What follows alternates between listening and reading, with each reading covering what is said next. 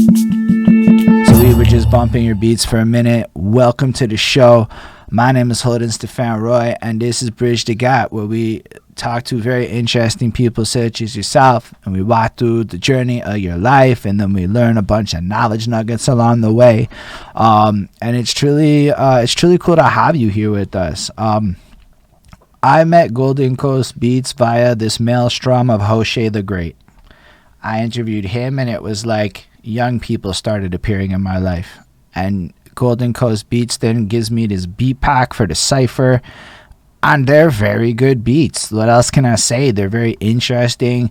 Objectively, people light up a little bit more when they're rapping on them. So they do the thing that a beat is supposed to do when you are creating it. Like you can feel the vision. There's a style where you can almost hear that it's a Golden Coast beat when it comes on, even if you have, and I can hear that more now because I just listened to them all in a row. But like, very talented guy. And he's from the hoods. That's what I'm saying. If you want to cop some affordable beats that y'all can definitely afford, instead of a couple little weedy poos, holla at the Golden Coast Beats and do that thing proper. On that note, sir, it's going to be a conversation. The official plug. Yeah, but it's true. Y'all should buy local. So much. It's what it is, though. If we buy local from the music that is made in our city, we can use the sound that is our city. So let's talk a little bit about yourself. And I do have my token first question that I like to ask everybody that comes through to kind of get the tone off right. And it starts with my girlfriend. It is a bit of a story, though. It starts with my girlfriend, and she is washing these dishes, and she's got her phone playing out that Black Eyed Peas song, that I got a feeling, ooh, and she's dancing, and she's doing her thing, and she's washing them dishes. Maybe this wasn't 100% the case for you, but about 10 years ago, I'm all up in the bars and the clubs, closer to your age, kind of drinking it up, doing the things with the people, dancing to that very same song, just turning up, and that was it. When that song came on, it was lit. Everybody loved it.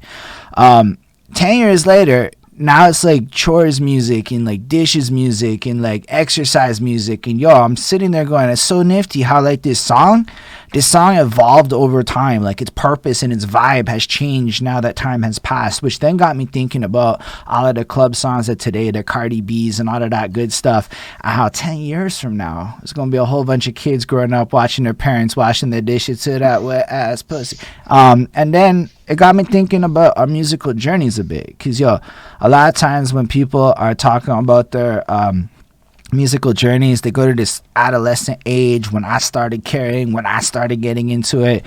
And the truth is that there were like vibes and energies of the music that like existed from the beginning for all of us. So when you're like super young, there's gonna be sounds in your household, your parents or siblings and families and radios and all this stuff that's gonna be going on around you.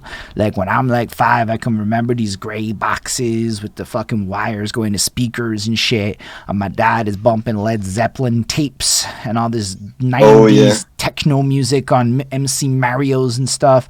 And then like my mom's has these knockoff disco albums. Yeah, that's right, they sold them at the Couche-Tard or whatever, and it would just be the disco songs but performed poorly. And like end of the day, all of this stuff kind of created this like foundational one. Here's one for the people that heard the question a million times already. There was this techno Christmas songs remix album that went on every fucking year at Christmas. It was awful. It was just really bad 90s techno Christmas remixes. Like if you were Googling insert name remix dubstep on YouTube, it was that on an album. So I was curious to know, what were the soundscapes of your existence when you were a super young Golden Coast Beats guy? Man, when I was super young, what got me into music in the first place was my dad. His passion for music and his love for like all the different styles of music, diversity. I was super young, but I was able to like drown in all that soundscape, and that's what made me like grow and want to be into music in my life and as my career. So what was it like then? How are you hearing the music? Like, tell us more details on this. Yeah, he would used to play everything, man. He would play NWA to some Arabic singer-songwriters to Japanese rap, J-rap. That is an eclectic mix. Yeah. So this is all metal. Is this all like the internet era, right? Like, so all of this is YouTubes and stuff, or how are you guys all getting music? It was in the car. Most of it was in the car because we would be on the road a lot. So it was on CDs. It used to be on CDs, on tapes, on the Walkman, stuff like that. I was just collecting what he had, and just kind of took it as my first go into music. And so very young in my life, like I was exposed to metal, to all these different styles of music. And very young, I started playing the guitar Oh, because he had an old guitar laying around, and he got an old case. I'll show you. This was yeah, his that's old so case he used to cool. rock. He was playing a little bit. He used to play in bars, so you got the the radio stickers and everything.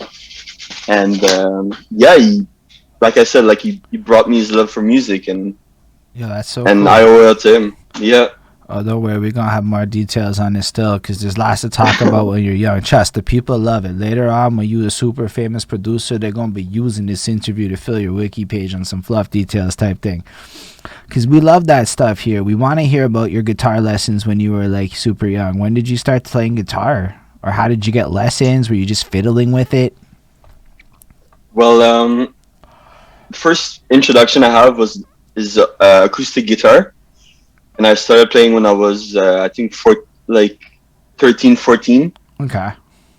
and I went through that horrible, when you're learning an instrument and it's super frustrating because you suck at it and you're really not good. I used to watch like Yes. mad tutorials, Hold up. You watch and tutorials? You you watch tutorials? That's mad different. yeah, I was on YouTube and just like listening to tutorials for chords and guitar, stuff like that. Yo, that's cool. I say. Yeah, Um, Sorry, I didn't mean to cut you off like that. no, it's I okay. was just thinking about how different it is to have YouTube like that. So YouTube's a big part of your life. When do you first discover YouTube? When I started, when I was like mad young, just watching popular videos like Charlie bit my finger, stuff like that, just for like trends, trends videos and stuff like that. So you're on YouTube off the jump. Did you have like a phone or something when you were little? No, it was just on desktops. Okay. So you've had a computer. Okay, because we got to go back to when you're. There's a reason I do this a little bit. It's because I want, like, it's called Bridge the Gap, right? Like, off the jump, I was on Cyberfret base learning what you were learning in YouTube's on some, like, static screen tabs and shit. Like, so just like that, I was like, that's so different. Man, I kind of wish there were YouTube tutorials when I was doing that. So it's like, Imagine. it's kind of interesting just to hear how, especially the younger folk who honestly people my age barely ever talk to, your experiences growing up, especially from the music. Like, yo, I grew up in boxes, man. Like, my dad liked what my dad liked and my mom liked what she liked. So to hear just that you had such a versatile upbringing off the jump and access to YouTube, like, that's just a completely different reality, right, for all of It's us. mind blowing. Yeah.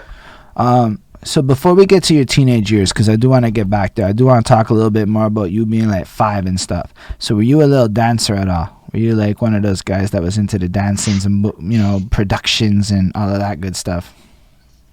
When I was like 5 young, when I was super young, Yeah. I didn't get into music until I was like 11 or 12. So no dancing or anything. What about drawing? Drawing, I'm such a bad drawer, man. I do a horse, and you think it's like a construction type of étude de construction. No, I'm really bad at drawing. I suck. So, So I wasn't into. I was just listening to music a lot when I was young. but even listening is Listening part to of it. the yeah. So I'm just curious, what did you do when you were like super young? Like, what kind of stuff did you do to fill your time hobby wise? Like, would you get up to activities and things like that? Were you part of sports and whatnot? Soccer. I used to do from like 5 to 12. I used to be in soccer team. Soccer was a big part of my childhood. All right, fair enough. I appreciate that still, because I don't ask a lot. I'm trying to evolve parts of these questions, so I'm testing out athletics. Somebody had mentioned Yeah, they for sure, played for sure. sports in the past. I'm like, yo, maybe people do sports stuff, because that's kind of performing, so it kind of relates into the bigger picture. I digress.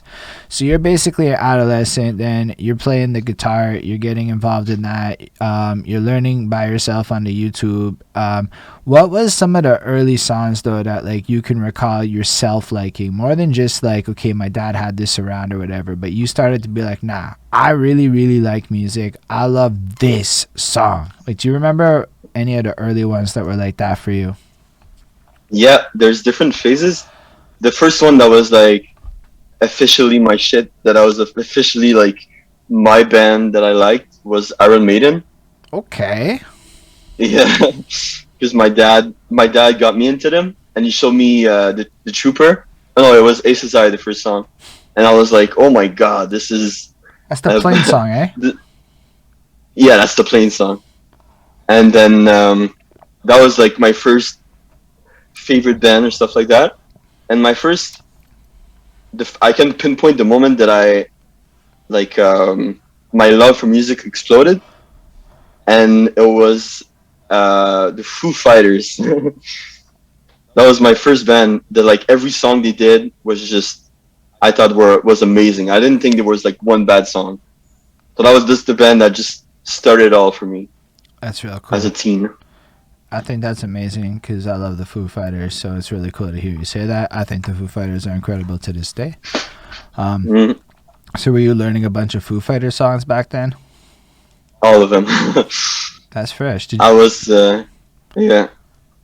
Did I was learning like My Hero. Everlong was like on repeat in my basement, and I was mind blown because I think part of why I like them so much and they meant so much to me was with the kind of iconic attitude of Dave Grohl. You know, he didn't have any, like me. He didn't have any academic learning. He didn't really fully know like the guitar and why everything sounded so good, but he had like his whole spirit, his whole vibe, his whole mentality was like something that I connected with from the start. that's Yeah. nah, it's really dope. I'm really glad that you somehow brought up Everlong. It's a blessed song. Were you into like the Guitar Heroes and stuff? Was that like really big with y'all, or was that like not? I don't know.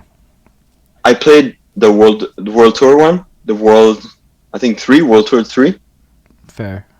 I was That's like, actually when I discovered uh a Dream Theater, but with that game, thinking a lot of pull me under. I I discovered Dream Theater because of that game as well. There's a lot of Mm. music I didn't know because until that came through.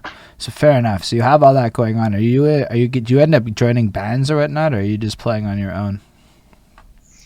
At first, I was playing on my own a lot, and I didn't join bands until I met some people in high school. And high school was really when I started playing with some people and starting to do some shows. And are you born here or are you born somewhere else? I'm born here in Lakeshore, but I'm mixed. Oops, my bad. I'm mixed Quebecer and Bolivian. So That's fucking my cool. father's is a Bolivian. Yeah, yeah. Nah, it's fresh. And what part of Montreal are you from? I grew up in Pierrefonds, Yo, West Island. I respect that. Yeah, I like yeah. No, I like Pure Fun. No, I just like to ask that still because, like, at the end of the day, as much as Montreal is Montreal, it's still a really big city, and growing up in Pure Fun is completely different than growing up in another part of town. Mm. Because y'all don't have metros, y'all have to deal with real awful midnight ending buses. That's a real thing in Pure Fun. Oh Anyway, my god. so what? So you end up getting into the band in high school. What high school do you go to? I went to Collège Beaubois. I'm not sure where that is, but that's for I don't really know the French side. It's yeah, it's in Pierrefonds. It's No, yeah. so do you end up joining a band or do you just kind of jam around with people? I had this friend. I started slowing like realizing that some of my friends were actually musicians. This girl was a singer. This guy was a bassist, not a drummer. And then there was this music room for the classes, and we used to say like, oh, okay, let's meet before the like half an hour before the class every week, and then we would just jam on songs, and we were terrible, but it was pretty fun. Yeah. No, that's super cool. Yeah. And you just play guitar? Did you also dabble with other instruments? Uh, yeah. I play piano. I used to play drums and guitar too. So we would just like rotate and like be on every instrument and just play like just a jam session, you know? Yeah, that's super cool. Yeah. Do you also sing? No, don't ask me to sing on here. I'm gonna be I don't, horrible. I was just curious. So you could sing. I don't know. We're learning about you. We're learning all the talents. Like today, we already learned that you do a lot of instrument work, which is really cool, right? And I say it's really cool because you make beats that like stand out. So it's like, yo, if you have that like fundamental music theory behind it, like you know what an arpeggio is, then it's like a different thing than you just bought, bought a beat pack in and fiddled some things around. Like there's layers to it, right? I'm not gonna Yeah. say that you can't become an excellent beat maker if you don't play instruments, but I do find that beat makers and producers that play instruments have a different style and approach than the ones that don't, and that's why I thought it was super cool. So y'all are jamming around for a while. Do you end up performing anywhere, or is it just kind of a private thing? Well, it was like performing, but in the measures of the school, it was just like small shows at like before the end of the year theater show that were organized by the school. We used to like ask them to play 15 minutes, so we would just go on stage and play like a 15 minutes thing before school events or before stuff like that. And it was all So it stuff. was just Did y'all write it? in the boundaries, Like was it like original music that you wrote? just covers, just Stuff. covers. No, but like first of all, covers are cool, but like just the fact that you did it in high school and you actually got up and did it, that's huge, man. I think it's real cool Mm, because not everyone does mm. everything, you know. So You play any instruments? I played bass for a minute. I did for a while. Nice. I can still do a really slow run to the hills. I can't do a fast run to the hills, but Oh, I can do. I spent 3 months doing that. It took me 3 months on the bus to learn how to do that with the fingers. on the bus? Well, because I would sit there and I would practice like on my hand, like and if you practice like that, you can kind of get the rhythm down. So I didn't have the time to like just keep doing it. So I was trying to like save time. Somebody had told me you could learn to play flute or whatever on a pencil. So I'm like, okay, whatever. I'm gonna practice. And anyway, so I learned to play some bass along the way. And then I stopped playing bass after a while because I Oh, was that's a like, tough song, man. I could rap better. So I stopped bassing. That's really it. I would love to do it more, but shit, it's a lot of hours to learn how to do it Mm, right. Because I can play mm. bass really shittily, but to get good, that's a lot of work. Yeah, man. That's cool. No one's ever asked me that. That was the first. Yeah, really? Some people ask questions, but nobody ever asked me about instruments. Probably because most people aren't coming from a kind of background that plays instruments. So I think that's nice. But yeah. So what happens to when do you like stop playing, or do you still play instruments? Like, is that still an active thing that you do? Yep. I still play, but less like it's becoming less of a habit because of all the producing thing and Mm. the time, I would say. But I still play and I incorporate that as much as my producing. But I used to play a lot more piano and a lot more guitar. Used to be a big part of my days.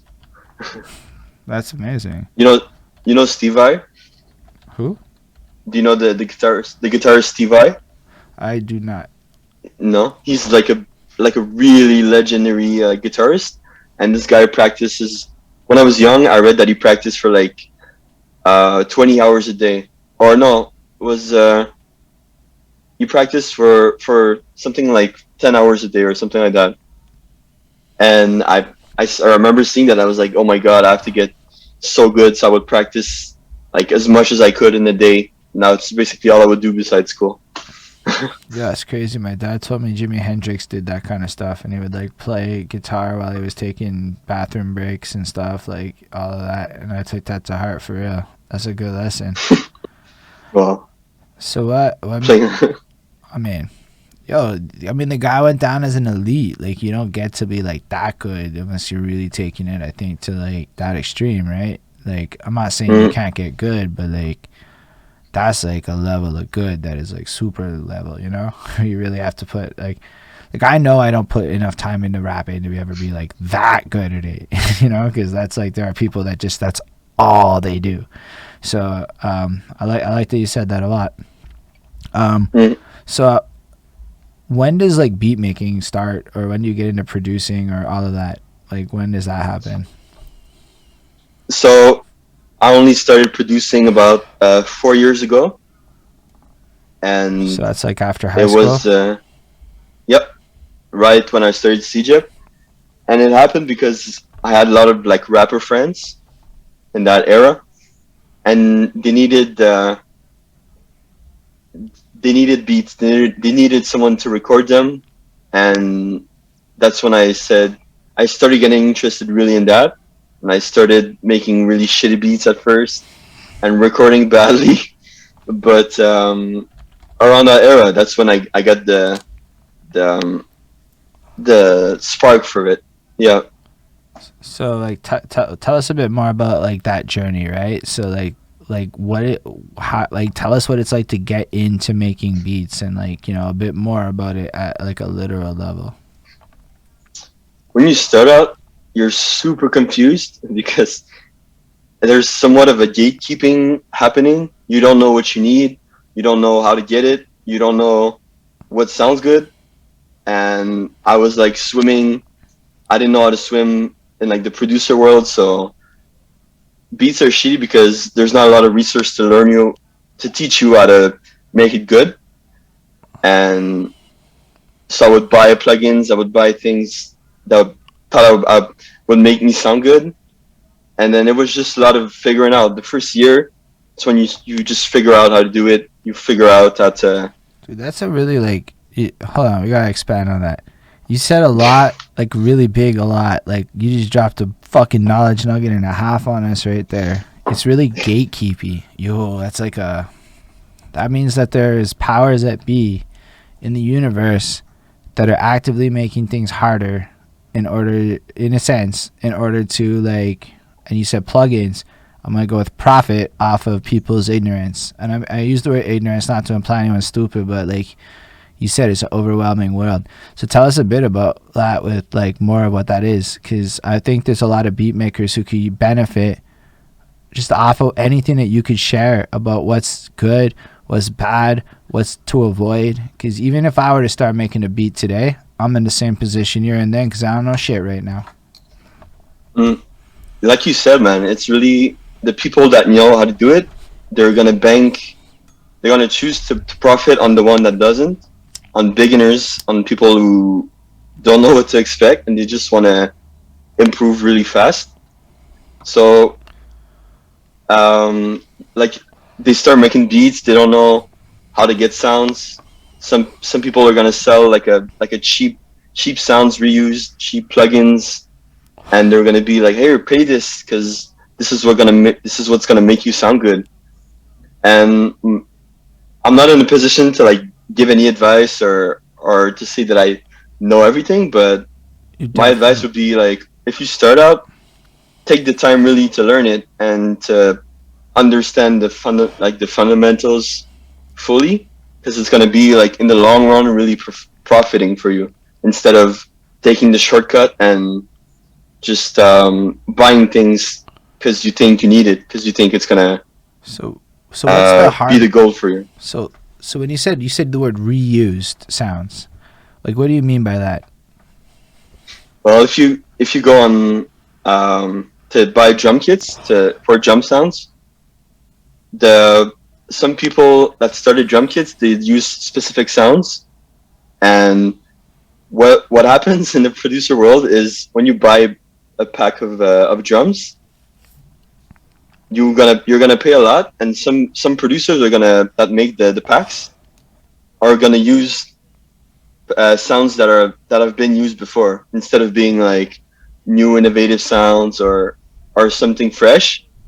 It's gonna be the same sounds that you see in everywhere. So people are buying for stuff that has been reused. Yo, is there any like proper like review sites or anything to look at plugins, or like is there a way to navigate validating if a plugin has any value? Reddit, I think, is a big resource for producers that like want to verify their things, because there's there's whole page there's pages dedicated to that. You can check out um, the quality of certain kits and everything. There's a community on there. That's dope, and I think it's cool that you Yeah. went and found that out. So already, what we've learned from you is that you can't really cheat the shortcuts because learning it's gonna save you money because plugins are hit or miss, and then you're dependent on buying new plugins every time to get whatever sounds you're chasing, right? So I assume you can find. It's almost like you describe plugins like through these microtransaction add-ons that just keep like giving you quick. It's almost okay. So you're like waiting out the 4 hours to unlock the loot crate in the microtransaction game, and like plugins are like buying the gems to get the treasure chest right away. So you can achieve the same goal either way. Only the plugins cost like a shit ton more money. Ish. Well, yeah, I'm not saying that all plugins are bad, but some plugins are made to be shortcuts. There's some things that are like essentials because it's basic like editing, Right. but Like there's a like de-esser. some stuff that yeah, exactly. And then Yeah. other stuff is like, because I'm getting all these YouTube ads where you see this producer man and he sits there in his chair and it's super The fancy. drip. That's one of them, but there's more than just drip. And yeah, drip is like the 2 clicks and then, oh, It's that perfect. sounds so good, man.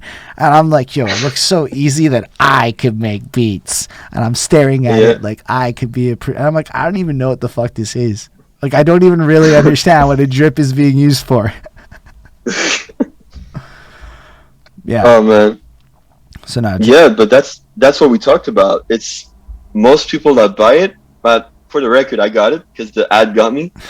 But but some young producers look at the ad and they see all these famous producers that are like, oh wow, that sounds awesome, and they buy it and they don't fully know how to use it. They just put it on anything and think it sounds good because other people think it sounds good, but they don't really know what it does.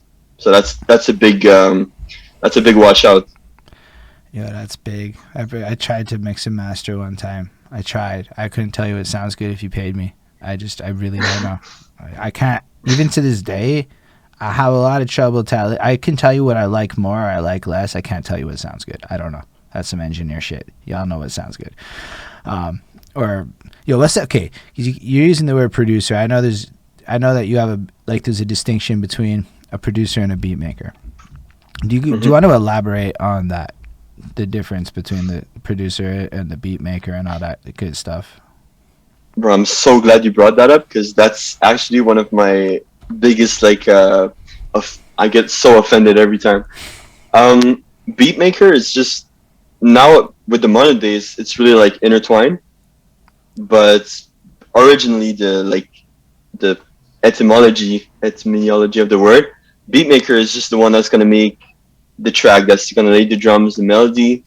They don't even mix. They just make the melody, the drums, and edit.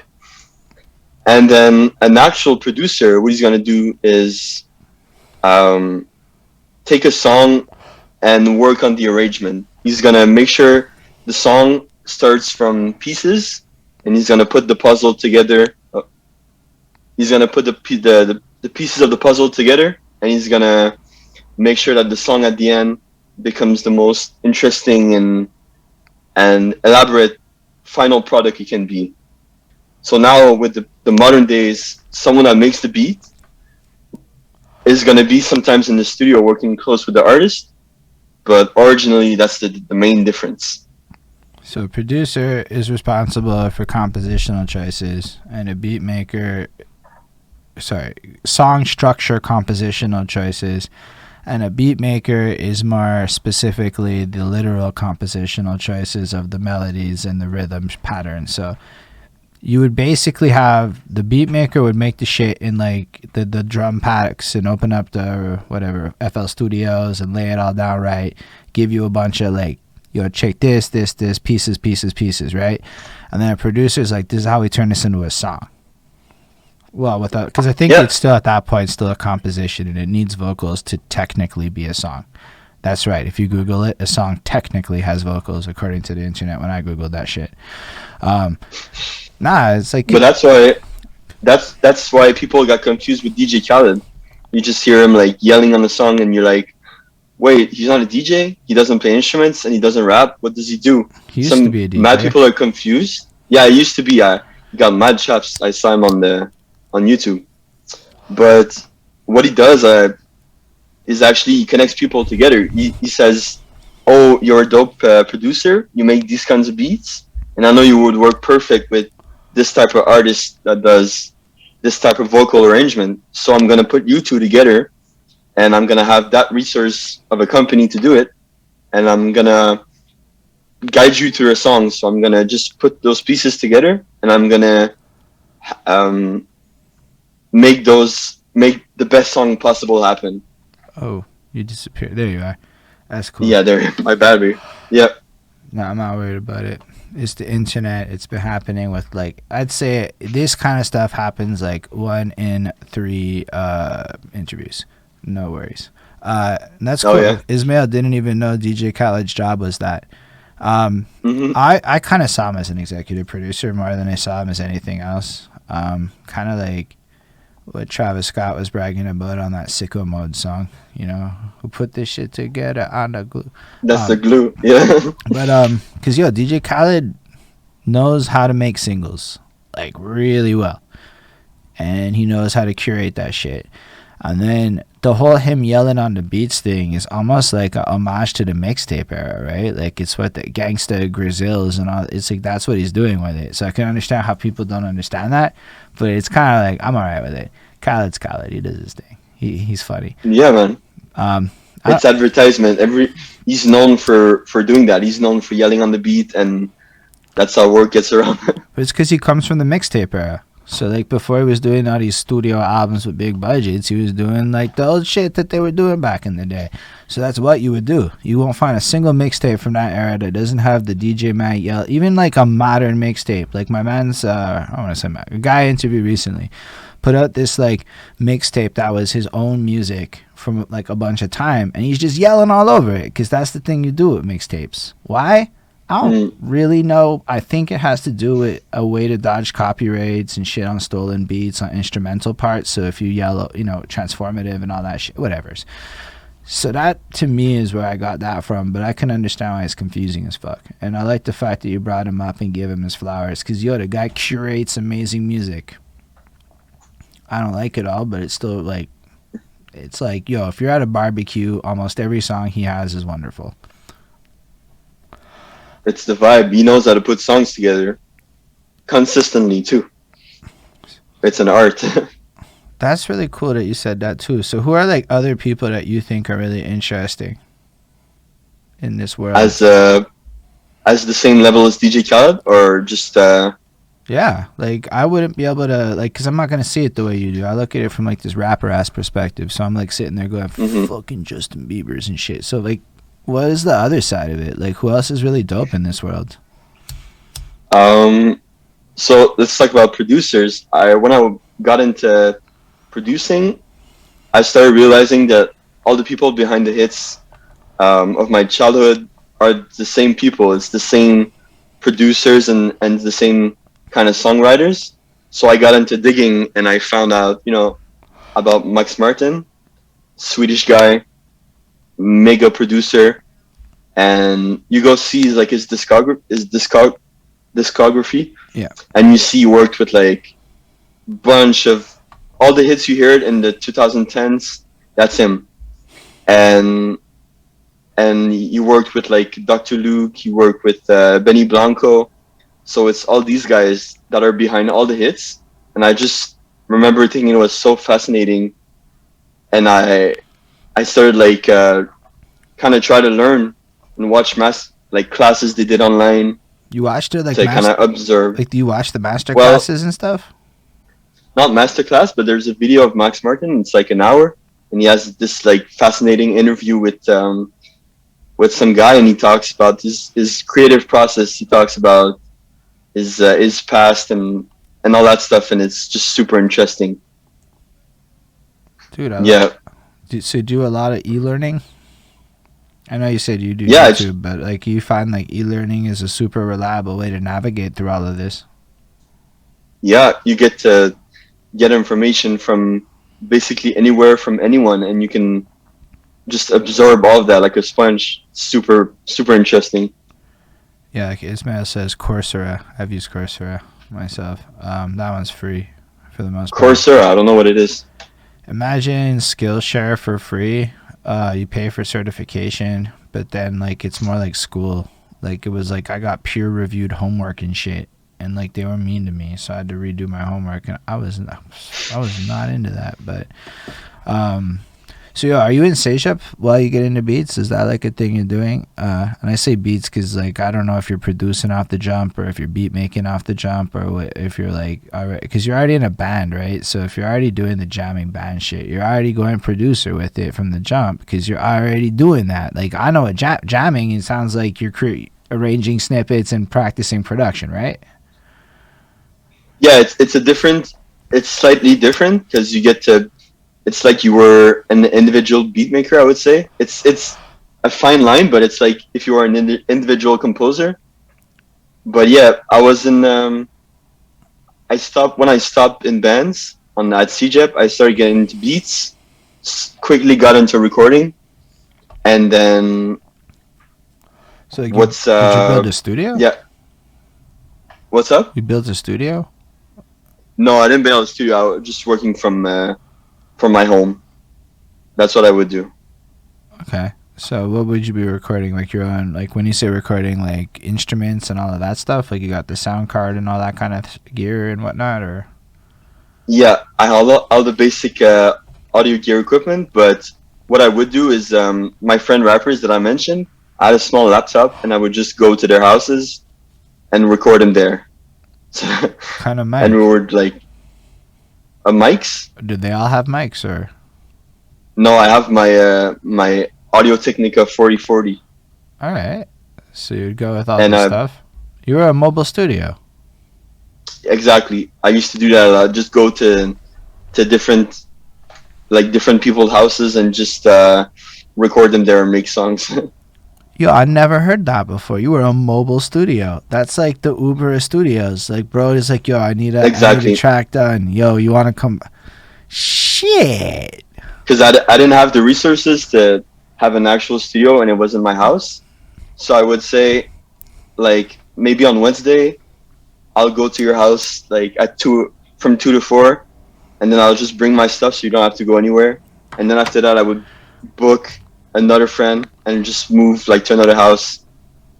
So I would get exposed to a lot of recordings, like a very quick pace from the get-go to get the feel of it. Holy shit, dude. That's one of the coolest things I've heard in a minute. Like, I don't know if you know how cool that idea is. Like, if a tech giant had heard of that, they'd have bought that from you level of innovative, dude. That is, like, I've not heard it one time. I don't know if that's, like, a thing. If maybe your whole, all of y'all just are into this world, but I didn't even know you could do that, okay? I didn't know you could just call a guy and he comes to you to record. Oh, wow. I would go to them. Yeah. No, it's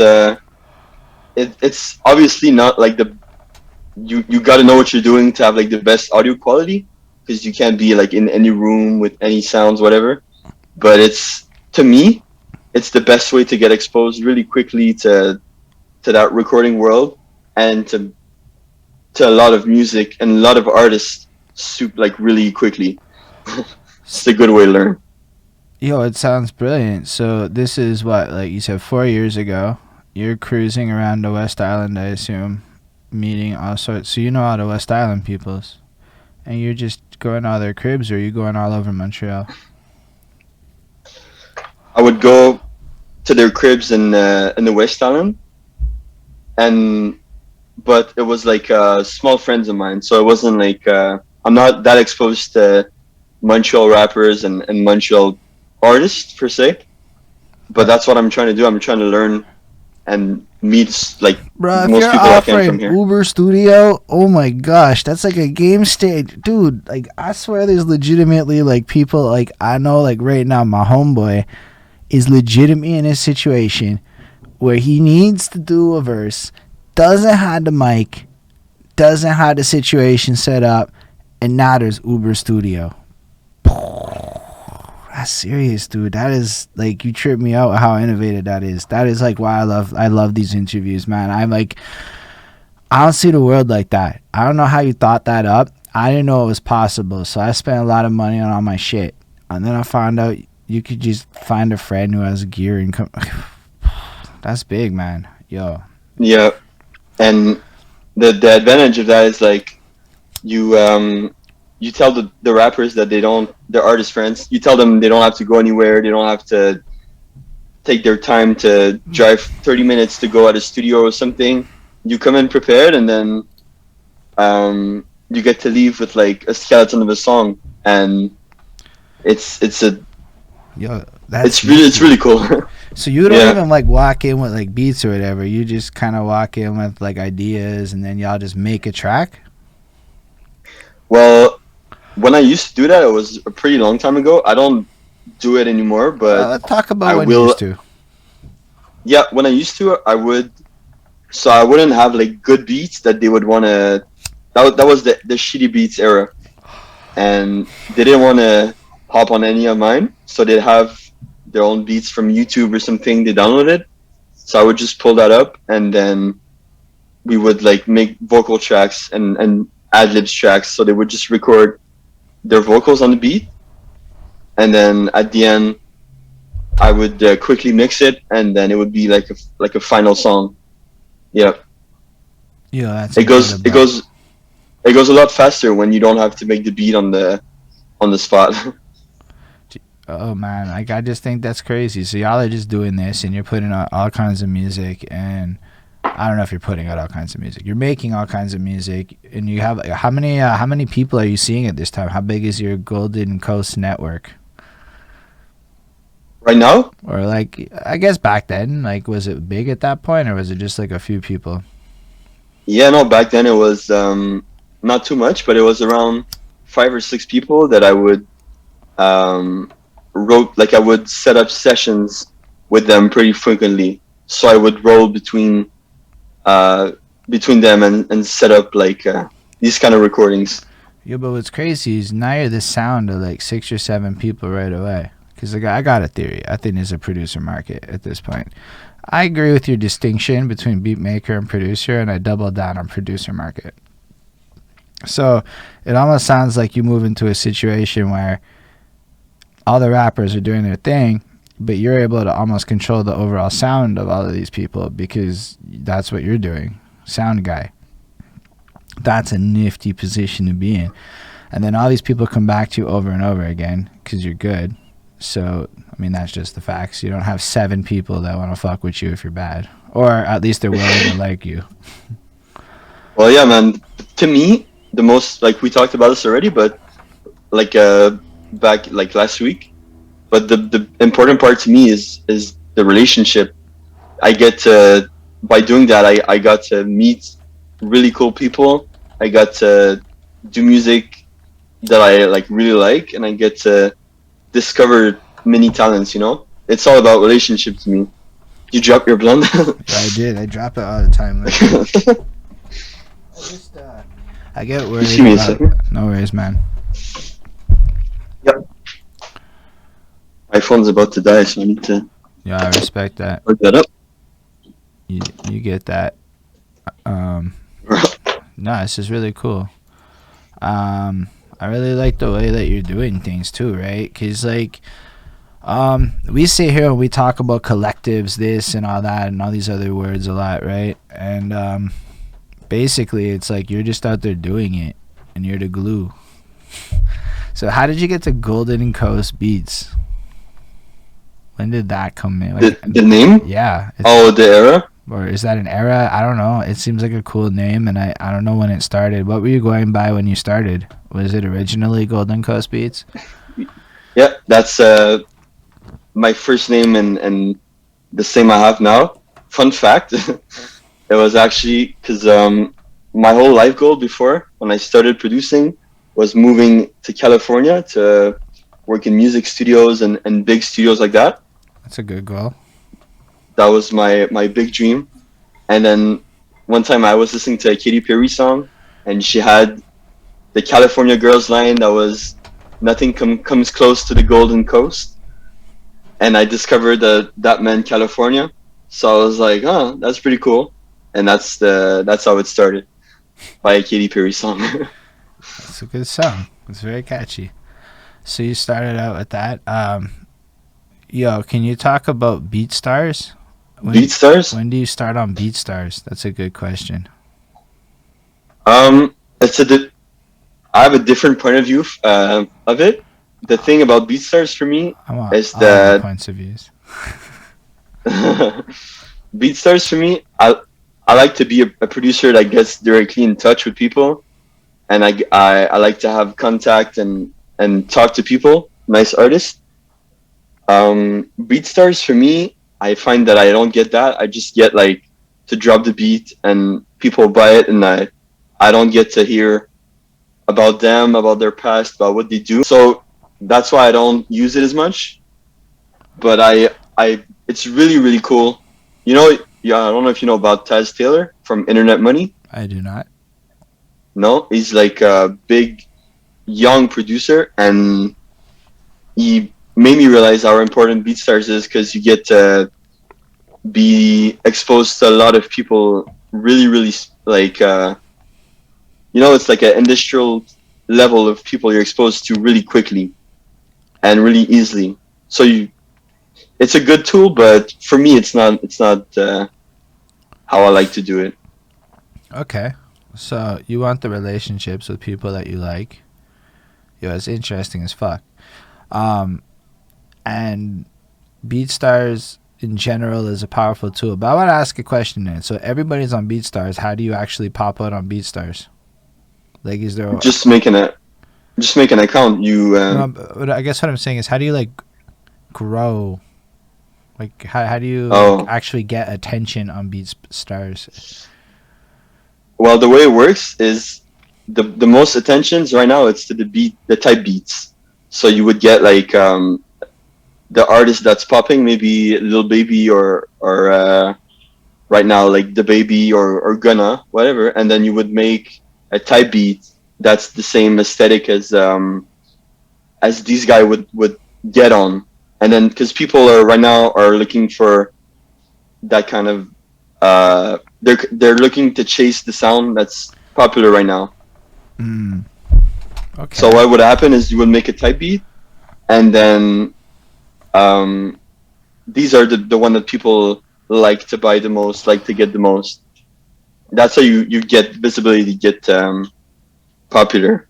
So basically, it goes, oh, this guy sells, so people must like his beats, and you just kind of throw up whatever. Do you make a lot of type beats? Me personally? Yeah. I get inspired by different types of beats. Like you could say, yeah, you could say like Travis Scott has that really spacey kind of atmospheric kind of trap, and then you have maybe Illmind is another producer who makes these really trappy kind of.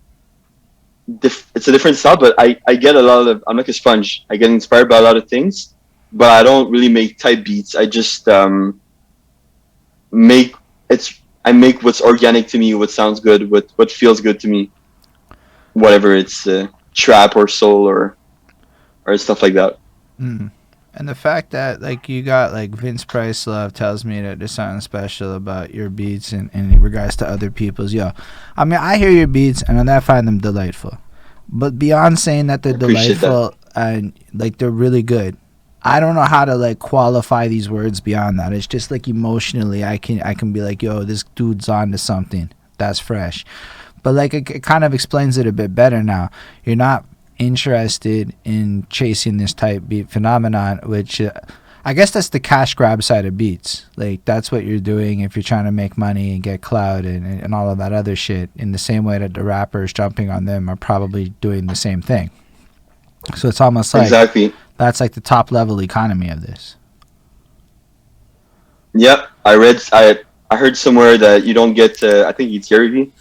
He said like, if you want to be, um, if you want to be like in the 1%, you gotta act like the 1%. If you want to be different, if you want to be a legend level, sorry, you gotta act and you gotta be on a different lane.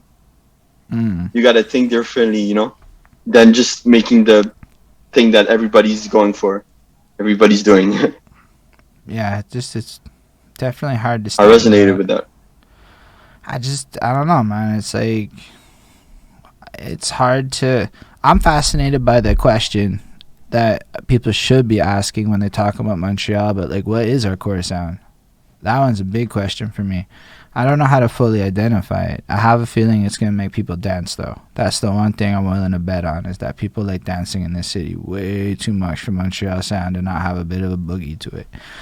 But that's it. Like, what's Montreal sound? Like, Montreal's this fucking giant, and then everyone's like, yo, every borough and stuff is kind of different with its own.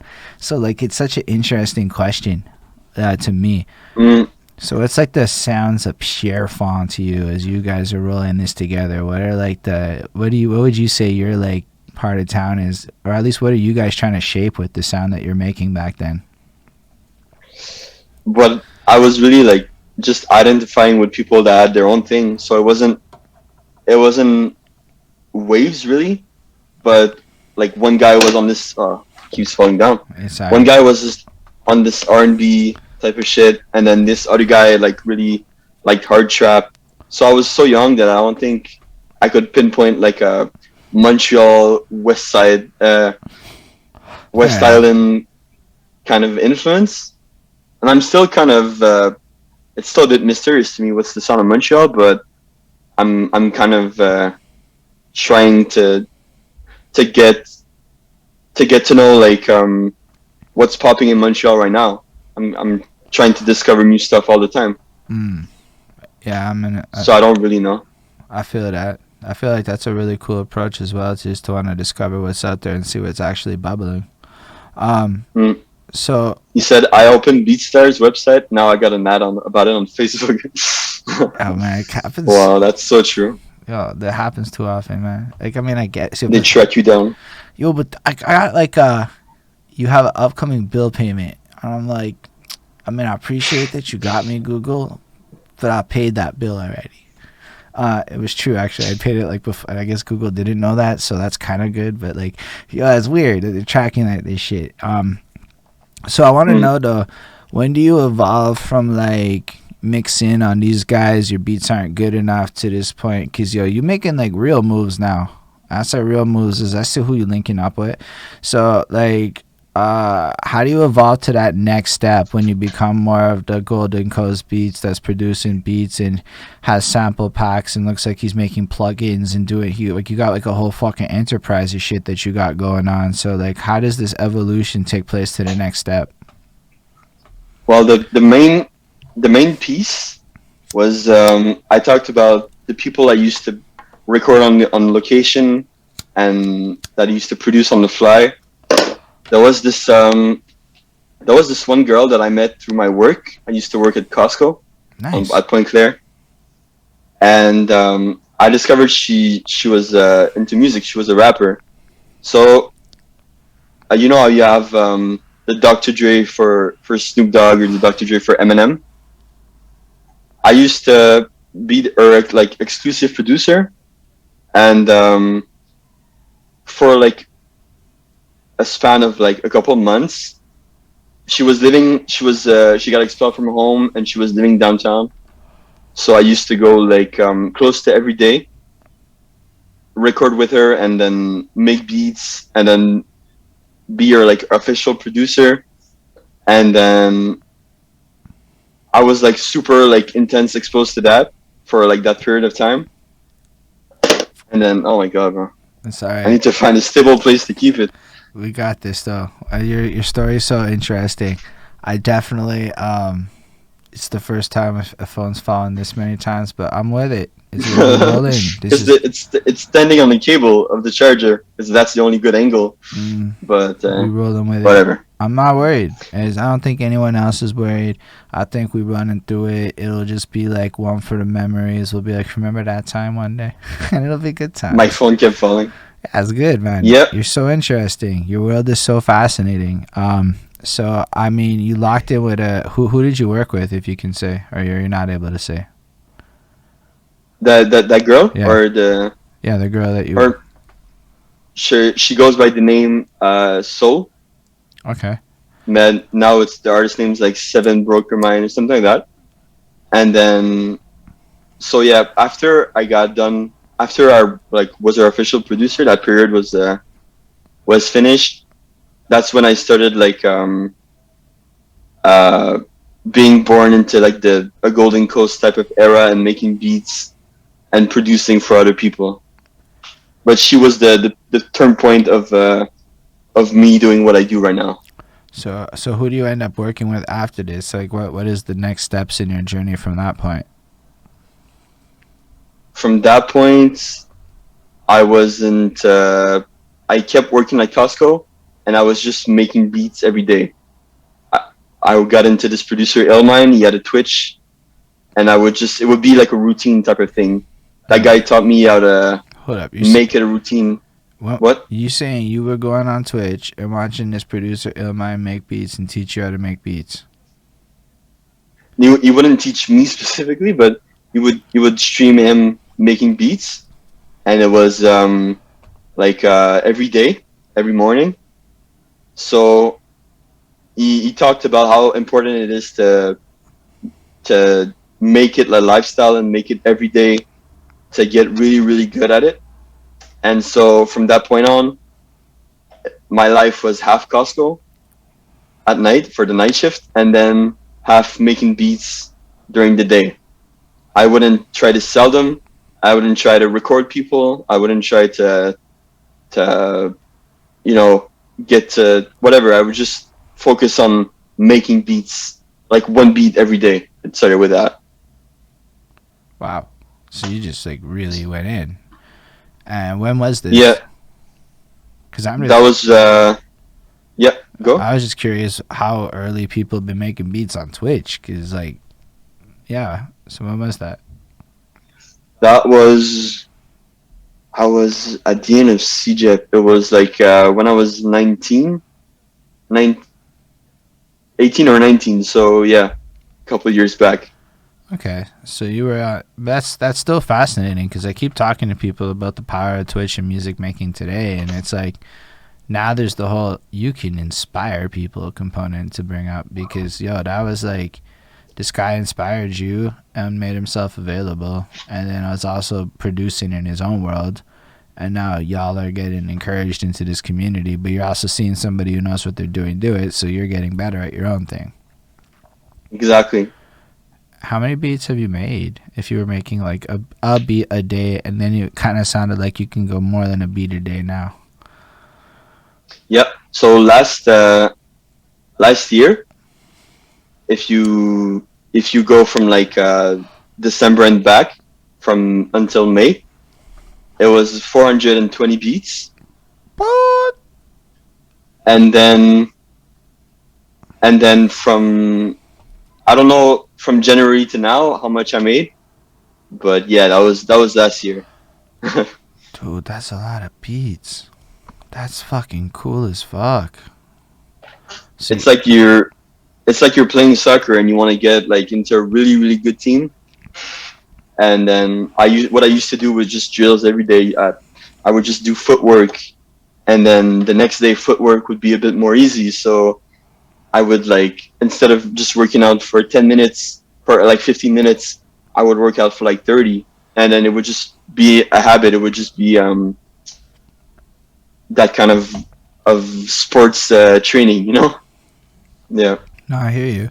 And it gives you the discipline to apply it to your habit that you're now at a point where you just do this with beats. So basically you still maintain that level of discipline and you still grind it out like that.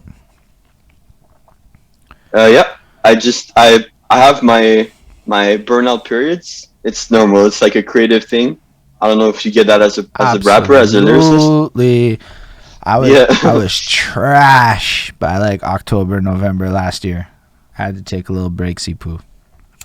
You get those phases when, for me, I don't even want to touch music. I don't want to be near music. I don't want to, because I find that I can't make anything interesting in that period because my mind is clouded up. My mind is on something else, so I need to back off and do something else. That definitely happens. Or even if it's not just like, or sometimes you go so long, you make a huge amount of output in different, I don't know if it's, okay, there's a huge amount of output in different ways, and then you get to this point where like your decision making gets worse. And that's when I'm like, nah, I'm making bad decisions now. I can't really release anything, so fuck that. I'm gonna wait till I can make better decisions and then go do it again. Then you take a little break, you go do other shit, and then you come back. And I remember even talking to this guy, I don't know, back when I was playing bass actually, and he was telling me that it's like a normal thing. Like you're supposed to almost take a week off every couple months just to like let yourself kind of take a break and then let your muscle memory actually become muscle memory kind of thing. Otherwise, if you're just working the whole time, the like process doesn't actually finalize. So I definitely see that parallel in creative, regardless to who you are, even if it's not fun. Like, and that's even more pronounced in the beginning when you're a beginner. And you talked about the phase when you don't know what sounds good, you don't know how to get it. When you start out and your beats are trash, you directly see that they're trash, so you don't want to keep making trash beats. So you just give up, and then you just take like 2 months off, 3 months off, and you don't get into habit of perfecting it. That's difficult when you start out.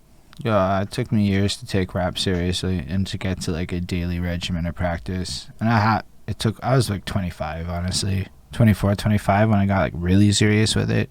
So yeah, my whole early 20s was that. I would try and then I would give up, and it was hard and a lot of shit. But I was also nowhere near as ambitious at that age, and you were behaving way more. Yo, you're already crushing it. Like you're crushing it. I appreciate that, man. Appreciate that. So when do you start like adding I'm gonna sell beats / networking with people to the mix? I did. So yeah, I did a year of that, and then when that happened, it was me talking to different artists on Instagram. Instagram became like a big part of finding new people and then finding new artists to connect with. So then I connected with this guy in Toronto, Jaden Maxwell. He's a young, really dope artist. And then I would just make, at first, I took the unusual route. I didn't sell beats at first. My goal was just to make as many songs as I could, to get the habit of having beats with artists on it that are on the platforms, so I could have that as my catalog. So I would, with this guy Jaden, I would just make I made like 4 or 5 songs that I didn't charge, but it was like different styles of song, and I got to be exposed to releasing songs on platforms with artists like that, like really intensely, without actually selling them first. Did you okay, so let's talk about copyright. How did you manage the whole copyright deal in this phase? So you're not selling the beat, but do you still get all of the copyrights and the masters and all this? Do you get a cut of any of this? Well, cut like money? Yeah, like, okay, like if I'm not mistaken, how it works is through SoCan, you get copywriting royalties, which is separate. And the distro kids or whatever, that's the masters that everybody talks about. within that Mm-hmm. platform, it's possible for me to do something like, yo, I don't buy your beat, but here's 50% of whatever we make. And that would be a separate split than whatever the copywriting split is. So did you ever, Yeah. do you like work out arrangements like that with people at this time, or is it just like you just gave it and let them do their thing? I was just given it, and they would just put it out, and then we didn't have actually some agreements about copyrights or about money. I was just trying to get exposed to making songs like that, and I had maybe like 6 or 7 tracks like that. That wasn't people buying from me, but just me like saying, "Here's my beat, and let's make a song out of this." You know what, man? You're making me wonder how many times a person's hit me up and said, bro, let's work, but they were a you and not the other guy at this moment. Like, how many times have I just been like this rude asshole, and this guy was like, dude, I'm willing to give you this free beat. And I'm like, oh, I don't even know people like you are out there. Holy shit. When you can tell when somebody's actual genuine, because I get I get my DMs so many times, like cartoonists that go just like, oh, I know the cartoonist guy. DM like, oh, you can affordable prices. Yeah. Check out my, and they like, just I told you like a link for a YouTube video, and they go like, check out this video, go share some love. No. They don't actually try to get to know you. They just want you to check out their shit. Yeah, it's kind of what Yeah. it is. Although some people do try to But get they to know you. spam. Also, there's what I started happening is sometimes people are not bored, as in like they ain't just got shit to do, so they're just seeing random people and they're going, hey, what's up? And now I'm like, I don't know if you're about to try to sell me some shit, if you're like the person that's the bot thing that's talking to me about fake money things, like whatever's from the government, or if you're like just a regular person that's saying, hey, I have no way to tell anymore, so I don't answer these people. I don't know how to like do it. We need a new social etiquette or something. Like, hi, I'm a legitimate human. Bro, they're so advanced right now. Yeah, Like with the modern days, bots are like second form human. There's a Terminator style. it's fucking weird. You're right. They're not human, but they're close. They're real close. I've seen how that shit works in the back end with the codes and, well, not the coding, but the tools that I could use to program bots on scripts is fucking crazy. You just literally need to make enough trees, and you could get a bot to fake somebody pretty well. Like if you, anyway, I don't know why I'm talking about this. It's pretty malicious, but it's all feasible.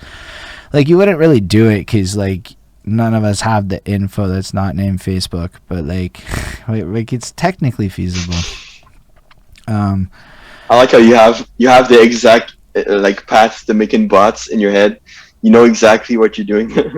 Yo, because it's all like logic if ands, right? So a bot, because right now, if you ever manage a Facebook page, which in day job land, I got like a team of 3 peoples that take care of a bunch of like cases on different platforms. So we use automation bots. Like it's a real thing we do. So it's like, if case comes from this, then apply this rule. And if that, then this. If that, then this. So as long as it's like that, then what'll end up happening is for a bot, it's if person says such and such, use this response. And with the level of AI tech, they can use sentiment analysis and a few other things to basically get somewhere with it. Like I bet on $100 a month you could find something that would do some damage if you wanted to. I'm not saying you should. I'm saying it probably exists where things are at. But you'd still have to like really know who the fuck. You have to come up with the shit. So trust, you'd have to like stalk a person and shit. It's not a good move. It's just not a good luck to do this. It's just so malicious. Yeah.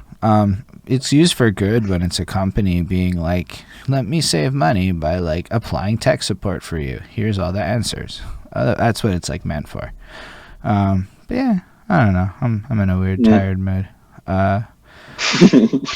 So like, so you start meeting people on the net, you get your 7 or 8 tracks done, and then does it transition into something else? Like, yep. So now in my head, I have 7 or 8 tracks out on Spotify or all the platforms, and then I have a a small library of songs that I could go to artists and I can say, here's my style, here's all the songs that I did, here's like my quality of work because I've put in the that year of just intense beat making, and then I could say, here's what I do, and here's what I charge, and you could sell packs with beat packs like to artists, and they can directly see what kind of work you've been doing with artists before. So let's say I've like with this Jaden guy from Toronto, we put out like 5 tracks. One was a drill track, one was a pop track, one was a sad trap. So they get to see what kind Hold up, you're saying of like diversity. so with the same artist, y'all popped off 3 separate genres on a I can do all these different things tip. Yeah, we made a pop track, um, a sad trap, like happy pop, and then we linked with a guy from the UK. That was my first time with an artist overseas, and then it was a drill track. So it was like a lot of genres with that guy. Yo, but that's like So yeah, I'm kind of like emphasizing it a little bit because that's not necessarily the old way, right? You would just kind of find your sound and run with it. Where I find like as anybody I've talked to under the age of 25 has this more like, yo, I just feel like making this kind of music today, so I'm gonna do this, and then tomorrow I'm gonna do that, and it's like, yo, how do you come up with 3 genres, the same person? Like that's big. To me, at least, that's like a big thing. That's like that because yeah, people my age should be looking at people your age and going, that's the future of music right there. Because it's the future of music, everyone. So, yo, right now, Golden Coast Beats. This guy could be the next Kid Shinada winning Grammys and shit. There's no reason why it can't happen. That's a cool thing we can man. say now, right? Yeah, with Kichinada, yeah, man. This guy is a super. This guy is such a legend, bro. Mm. But I had to give props to Jaden Maxwell because he's the he's the one that he was able to pull off so many genres because he's young but he has a lot of talent and he knows what he's doing. He has a drive. Mm. So I was able to say like I I would see a direction that's more this genre. Let's try that one, and then I was able to like be the producer role for him. I was talking about before with all these genres. Yeah, but y'all are driving the ship. We just on the ship. Y'all are driving that ship, in my opinion. So if that's where it's at, it's just really like. So, like, do you feel that this is more of a trend with the younger folk to not have trends, but to be, like, everywhere with it? Because, yo, I'm watching this Drew from NSL Collective, and he's just like, whatever, that beat, let's get it. That beat, let's get just any style where you just. And I see it with, like, Hoshe's got, like, 17,000 fucking styles. Everybody's got 17. And I'm just like, yo, they all sing, they all rap, they're all, like, and I'm like, is this just everyone? Is that just where music's going? Bro, I talked about this today to one of my friends. I honestly think that we're in a period of time in music where the possibilities are endless, and I think right now it's really changing. Oh, whoops, It's all good. my bad. The style of production right now is really changing. People are not like reflecting to a type beat. They don't want to emulate something. New waves are starting.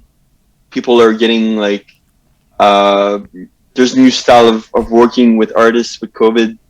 So the whole thing is changing, and actually see that a lot in producers right now.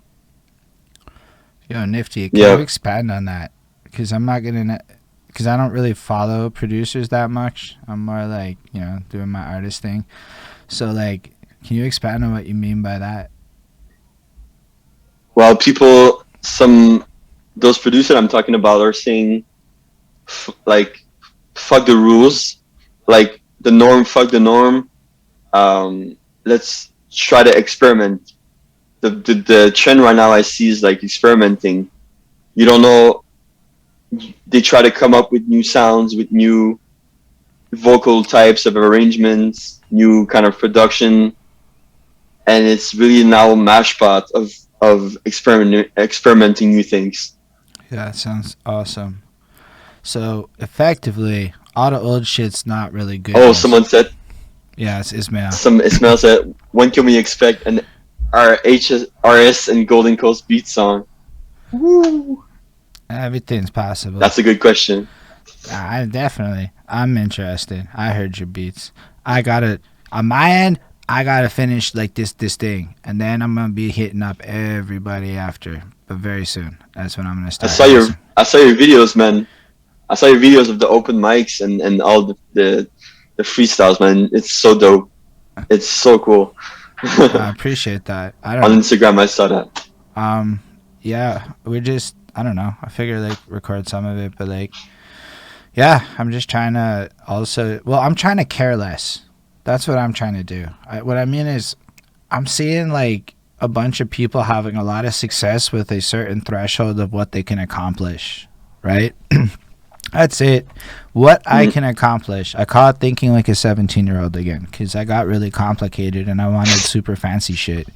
And super fancy shit's cool. Look, I got like certain songs where I'm like, nah, my guy's gonna hit that proper. But then I'm like, what if I just don't even mix or master this next one?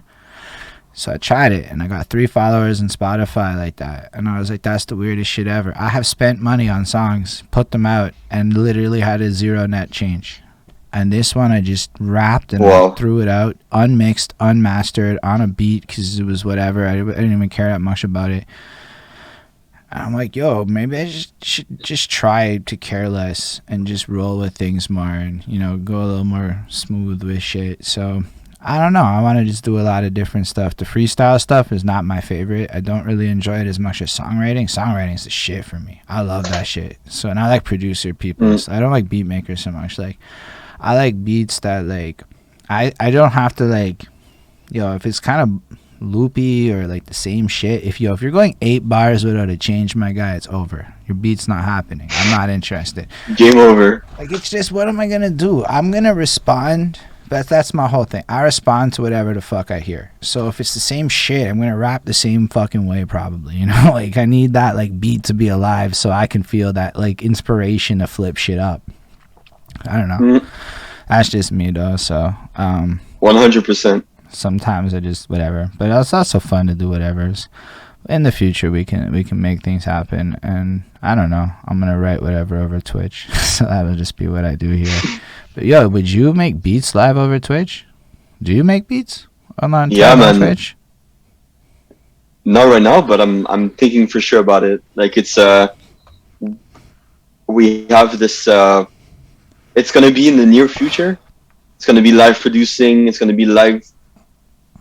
I have to know more about Twitch to start really like using it good, because there's like stuff with scenes. I don't know if that's a thing on Twitch, but yeah, it's OBS. You get to set up scenes. It's super easy.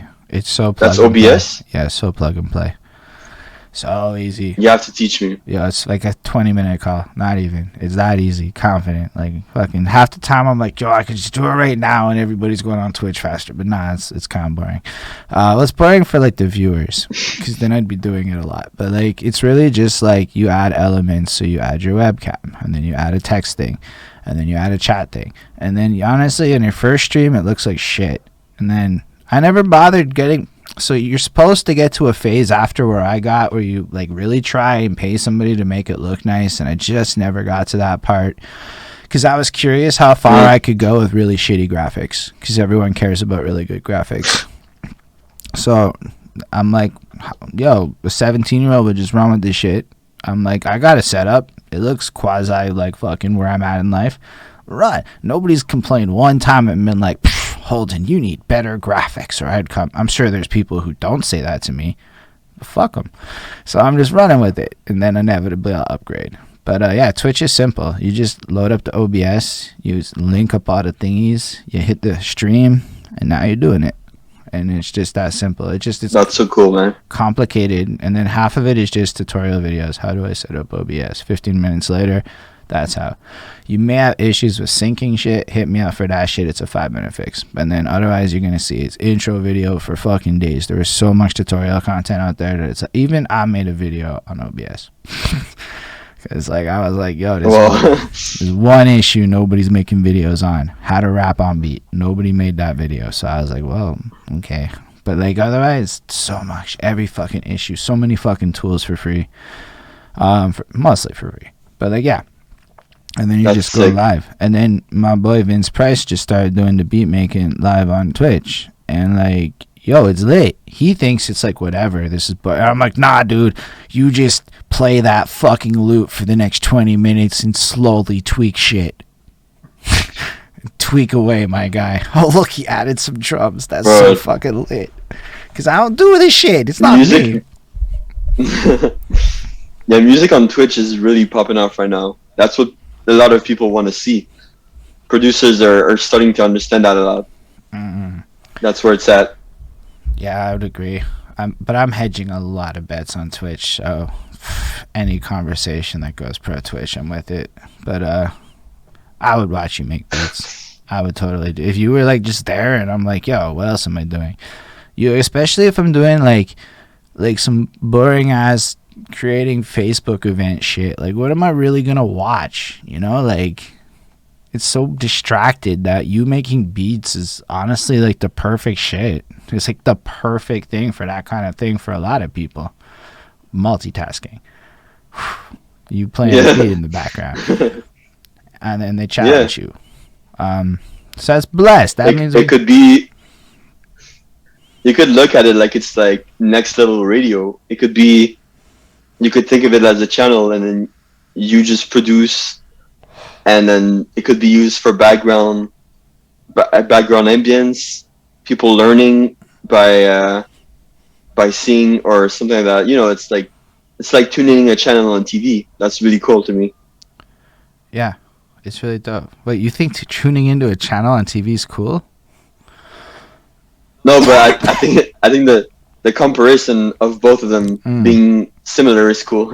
not the TV part. No, that's fair. I was like, do young people like commercials? Is that a thing I didn't know about? But like, nah, but Twitch is blessed. I feel like you honestly run a network. Like, I've already talked to somebody about doing a guest appearance, you know, like, and it's like, yo, you just have the power to hit start streaming. You can like across the internet be on other people's channels. It's another way to network. Like right before they stream, I did a little freestyle Zipu on the next man's channel via Discord. So then it's like, yo, I picture workflows where it's like somebody like you's making a beat. I'm on the next stream. So we're all on our own streams, but we're all on the same call. You're making the beat. I'm fucking recording the song live. The next man's is fucking doing what, I don't know if you mix. Whoever's doing whatever. I guess you do mix. You just said that. And then everybody's running through the shits. And then next thing you know, literally publishing a distro kit at the end of the call. Like, yo, people start doing that shit, it's game over. Like, the old method's fucking done. How do you compete with that? Yeah, that's so fresh. I like that. Yeah, that's really sick. It's just viable, like surprisingly viable, just not simple. Or it's weird. It's more that it's weird than it's hard. I think that's where a lot of it comes in. But you'd be open to shit like that in the future.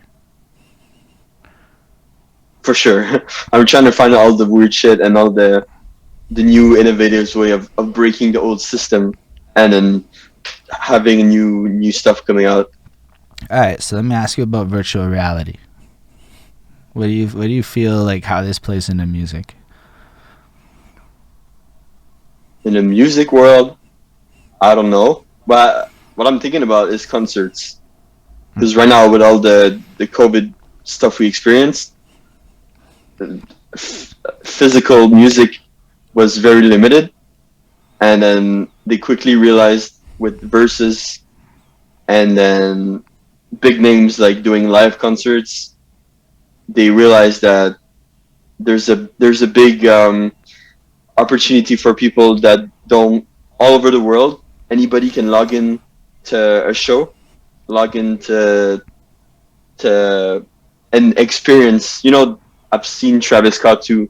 The thing with Travis Scott and Lil Nas X. When you get to build a show and experience a show not in person. So I think that's going to be like a super big opportunity in the future, like VR concerts, events like that. So I bring it up because there was like a group of people that I talked to that threw a hip hop show in Microsoft's VR world, Altspace VR, which means we're in like the seminal inception places of literally just, it's goofy avatars and it's like corny.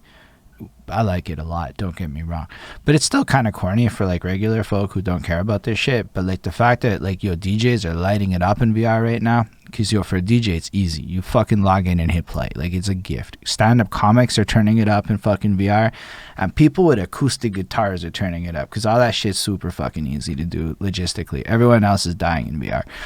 But like in theory, that shit's becoming a reality a lot quicker as people are starting to figure out their own setups and flows to run the OBS to the this to the that to make it all fucking play into the system. So do you see yourself fucking around with virtual reality on the beginnings of it, or are you gonna wait for it to like pick up steam a bit? I think I would experiment with it. I would find like trying to find new ways to be innovative with it. But I've yet to see like the possibilities. I've yet to like explore what it can do and what it can bring to me.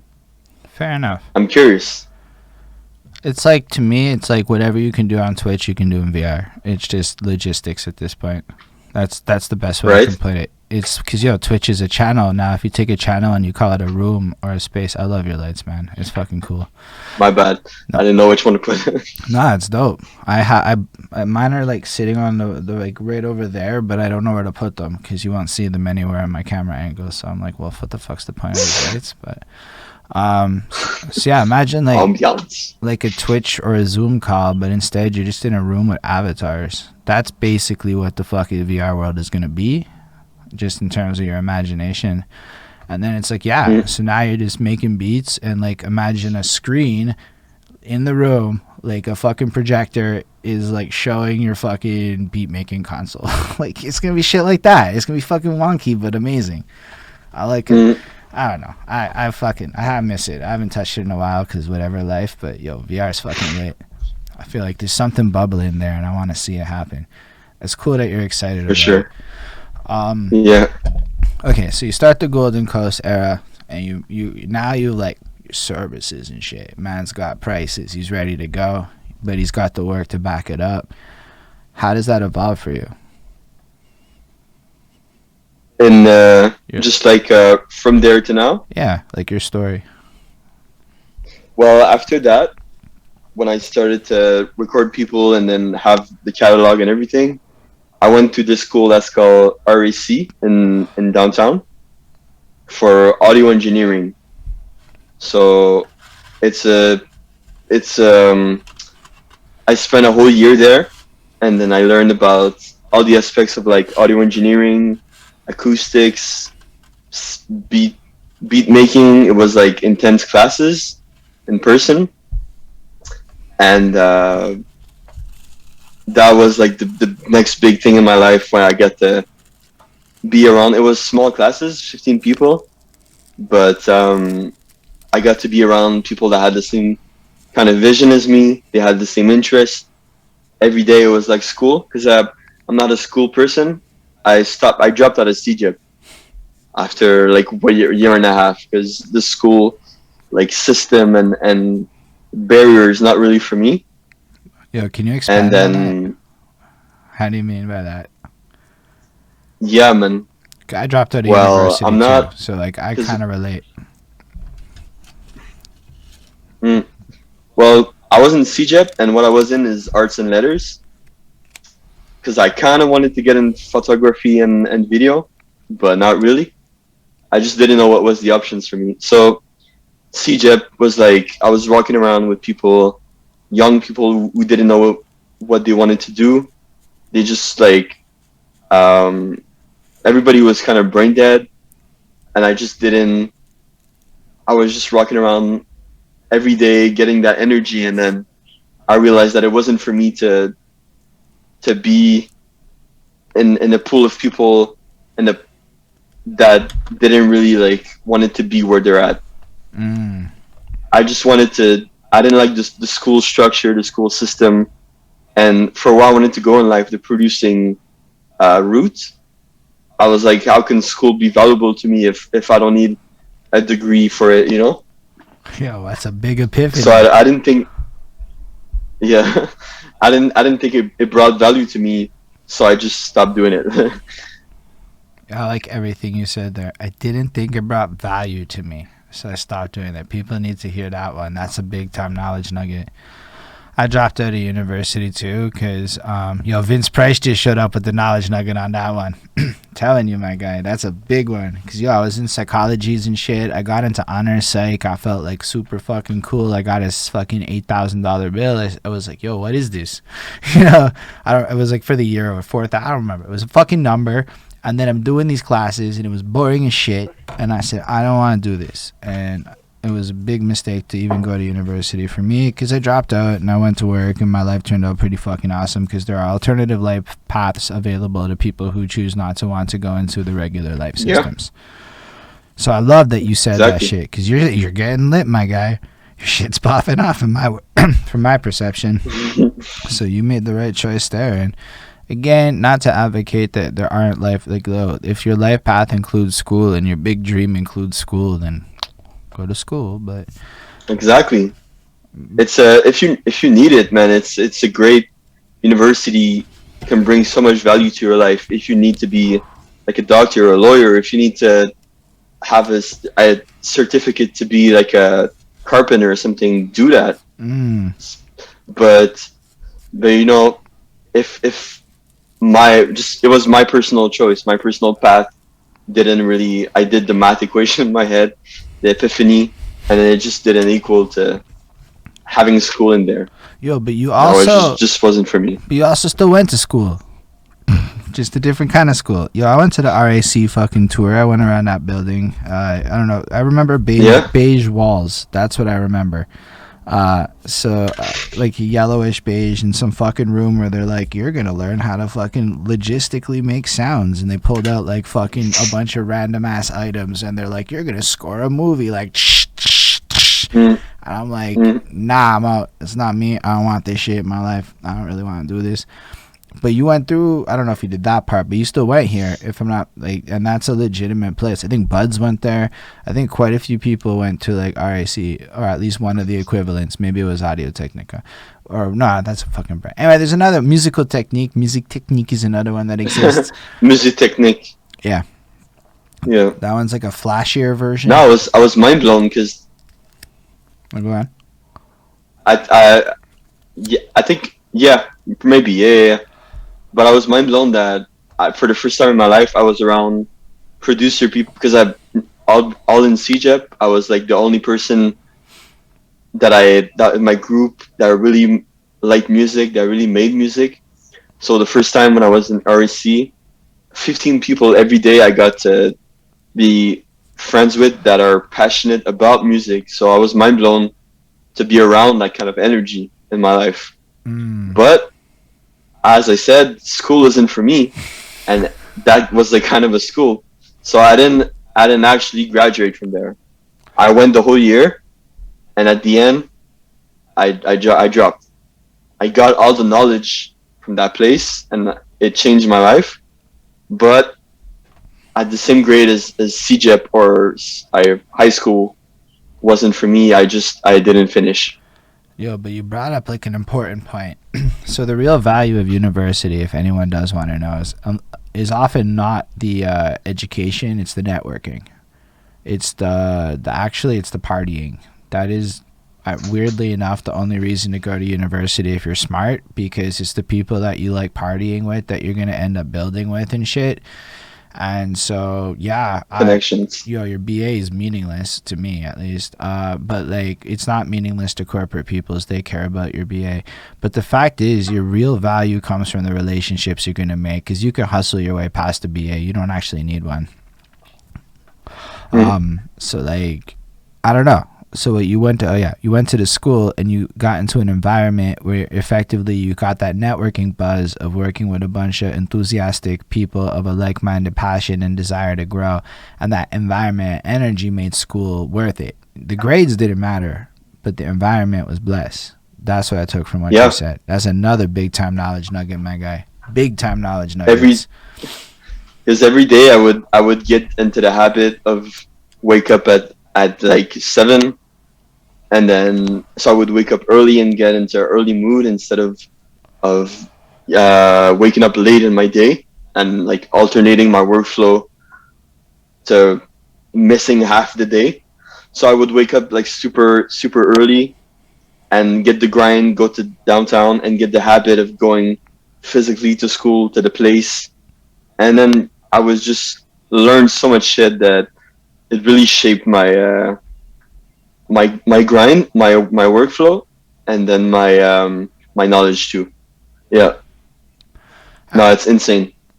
All right. So you leave school then, and now you're like a leveled up producer with the knowledge, and you got some credentials to back up your claims. So you've elevated, I guess, even further now. The Golden Coast Beats is on its way to the Golden Coast Empire. I like that. It's a good move. Oh, I like that. I like that. So company name. What happens after you bounce out of the school? After I bounced out of the school, so I wasn't in CEGEP. I wasn't at the school. I was working I was still working at Costco, but I had this friend from CEGEP that's one of the guys I used to play with the bands a lot and do a lot of shows with, musician friend of mine. And then he got hired by this company like a few months after I stopped school. And this guy is into photos, into video. This company was making music videos for artists and photography and all that kinds of stuff. And this guy got hired by that company, and I was just mind blown because it wasn't the original type of company that had like weird that you need to like a diploma to get into, and you had an interview, and it wasn't like super official. It was my type of like startup grind type of production house. So what I did after school, I got in contact with them, and then after like a few months, they hit me up, and then I started working with them, the company Monstrosity. Yo, who's in Monstrosity? Like who makes up the Monstrosity crew? We're a very small team, and in the West Island, there's what's fun about the team is we each have like a different skill set, and we have the boss, the main guy. His name is Pride, but we have one guy for the scripts. We have one guy for the video. The guy Elevated. Yeah, Cassidy. The kid Cassidy. Yeah. We recently hired him to be a part of the company, and this guy, he does the video. He's like one of the best to do it. We got one guy for the photos. We got one guy for the editing. So it's like we all have a different skill set, and we make up the Monstrosity team. Yeah, that's fresh. And you're like basically a West Island. So that's like a West Island conglomerate of media resources available to bang out excellent music videos of a higher quality than the next people's. Yeah, exactly. And then I got hired with them just with the knowledge I had with the school, with the grind I had with the artists, and with the different style of beats that I make. I got hired with them to actually start a recording studio, and a label company with them. Yo, bro, that's pretty nice. Label record. So like all it is. Yeah, so that's that. All it is because you put in basically 2 to 3 years of constant grind, putting in work into your craft in order to establish the ability to execute at the level of efficiency you do now. That's it. Yo, that's really fucking cool still. Yo, how old are you today? I'm 22. I turned 22 on the April 1st. That's right, everybody. What is it, 400 beats this year or whatever since you're like, fuck, man. He's grinding it out for real, though. Like, honestly, it's fucking incredible. Building a label, production shit, it's all making it happen, just connecting all these pieces together. Like, it's pretty remarkable to me to see this kind of stuff happening in the city, to see all these different little pieces working together, just creating that. Yo, that's a good question that Ismail asked. Which rappers do you want to produce for? The type of rappers I want to produce for is people who have you can tell they have the natural hustle. So that's why I got in contact with Hoshe, with 40 Mil. These guys, you just can tell they have they don't want some like a label to do the work for them.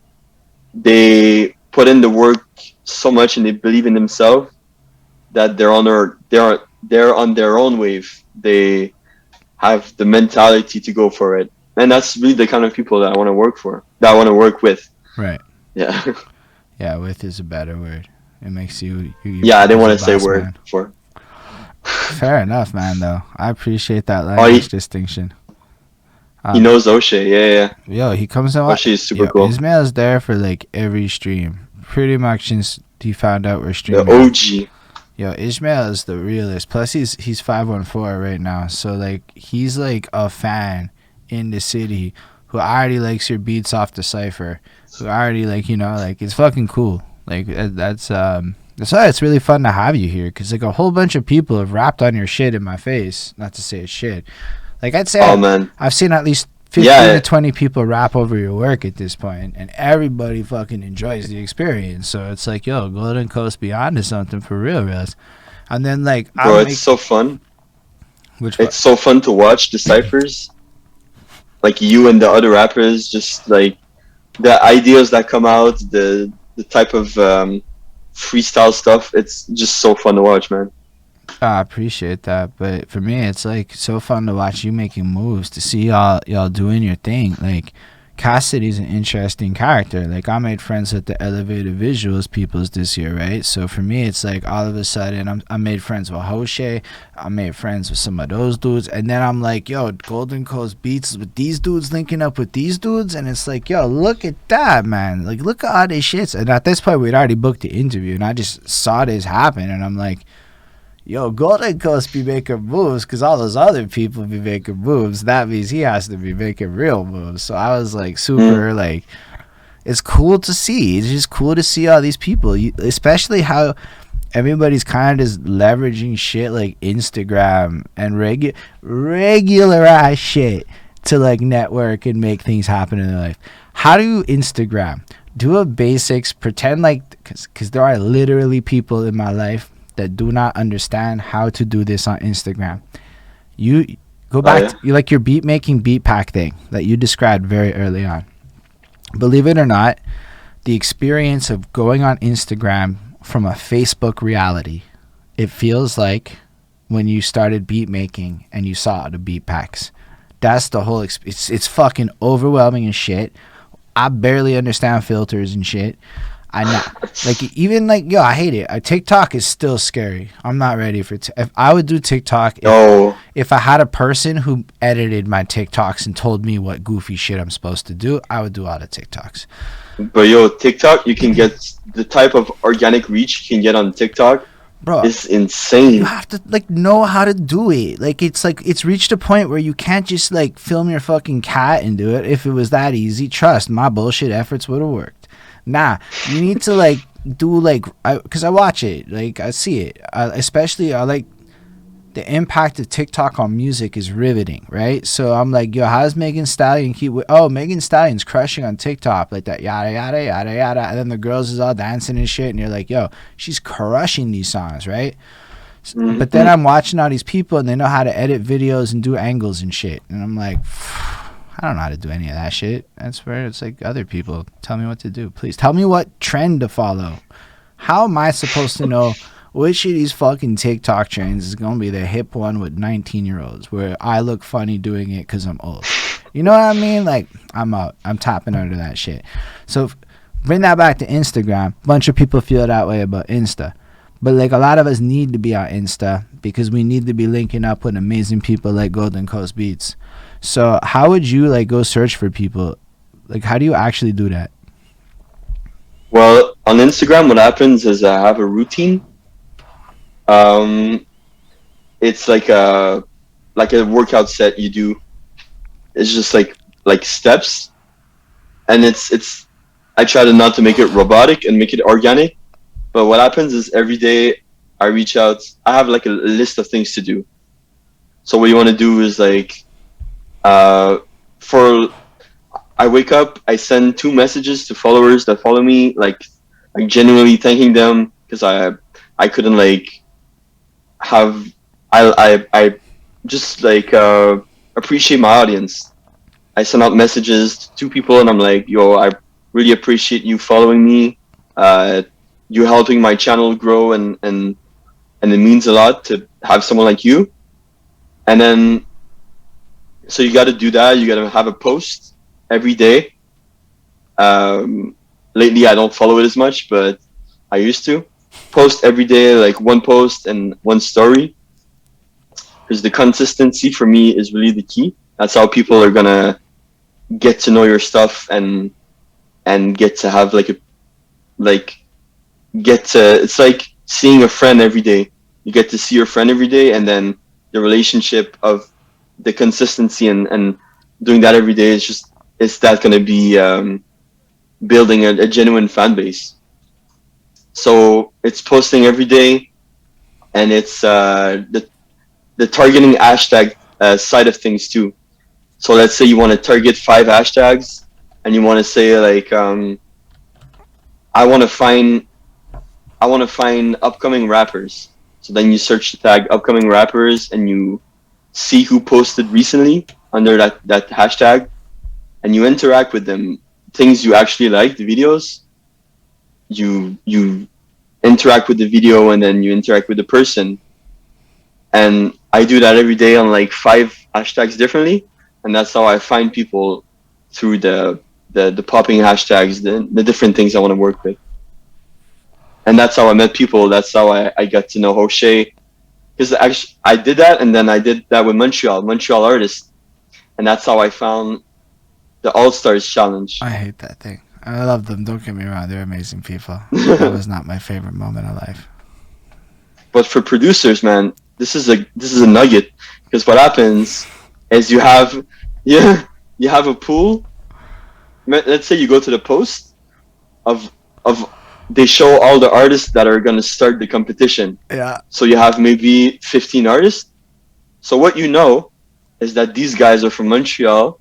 These guys are beginning artists that want exposure. And they are in a beat competition, so they need beats. So what I did is I DM'd all of them. Not all of them. I DM'd the ones that I really, really like the most. And then I did like, I love your stuff. I would love to work with you and make beats with, like, make songs with you. And that's how I discovered Jose. That's how I discovered 40. And then it led to discovering you, like talking to you. Yeah. So the hashtags, it's a big game. Yeah, Jose beat me, everyone. Just so you know. That's why I don't like this story. It's like, yo, too many people are gonna go around, and it's like I have this like fucking, I went toe to toe with this fucking Jose kid, and yo, I tried so hard, dude. You don't understand how hard I tried to win that thing, just to get past that round. I was like, I can't be losing in round one. Yo, 140 people to his 160, and I'm like, that's fucking rough. I tried so hard, and then I'm like, I'm never doing this again because I'm never gonna. Yeah. People were like, I'm not going on Instagram, and I'm like, but like, you're not on Instagram, what the fuck? And then I realized I could never win on Instagram ever in my life. Well, not in a popularity contest at this juncture in my career. Yeah, but that's why Hoshi eventually he lost at the final. But that's why he didn't get into the second one. He he had like a break stop in his tracks, because he realized that it wasn't. He got so lost about the popularity contest. He got so lost about the votes of the other people that he realized that he essentially lost track of like It's big his passion for making music. Yeah.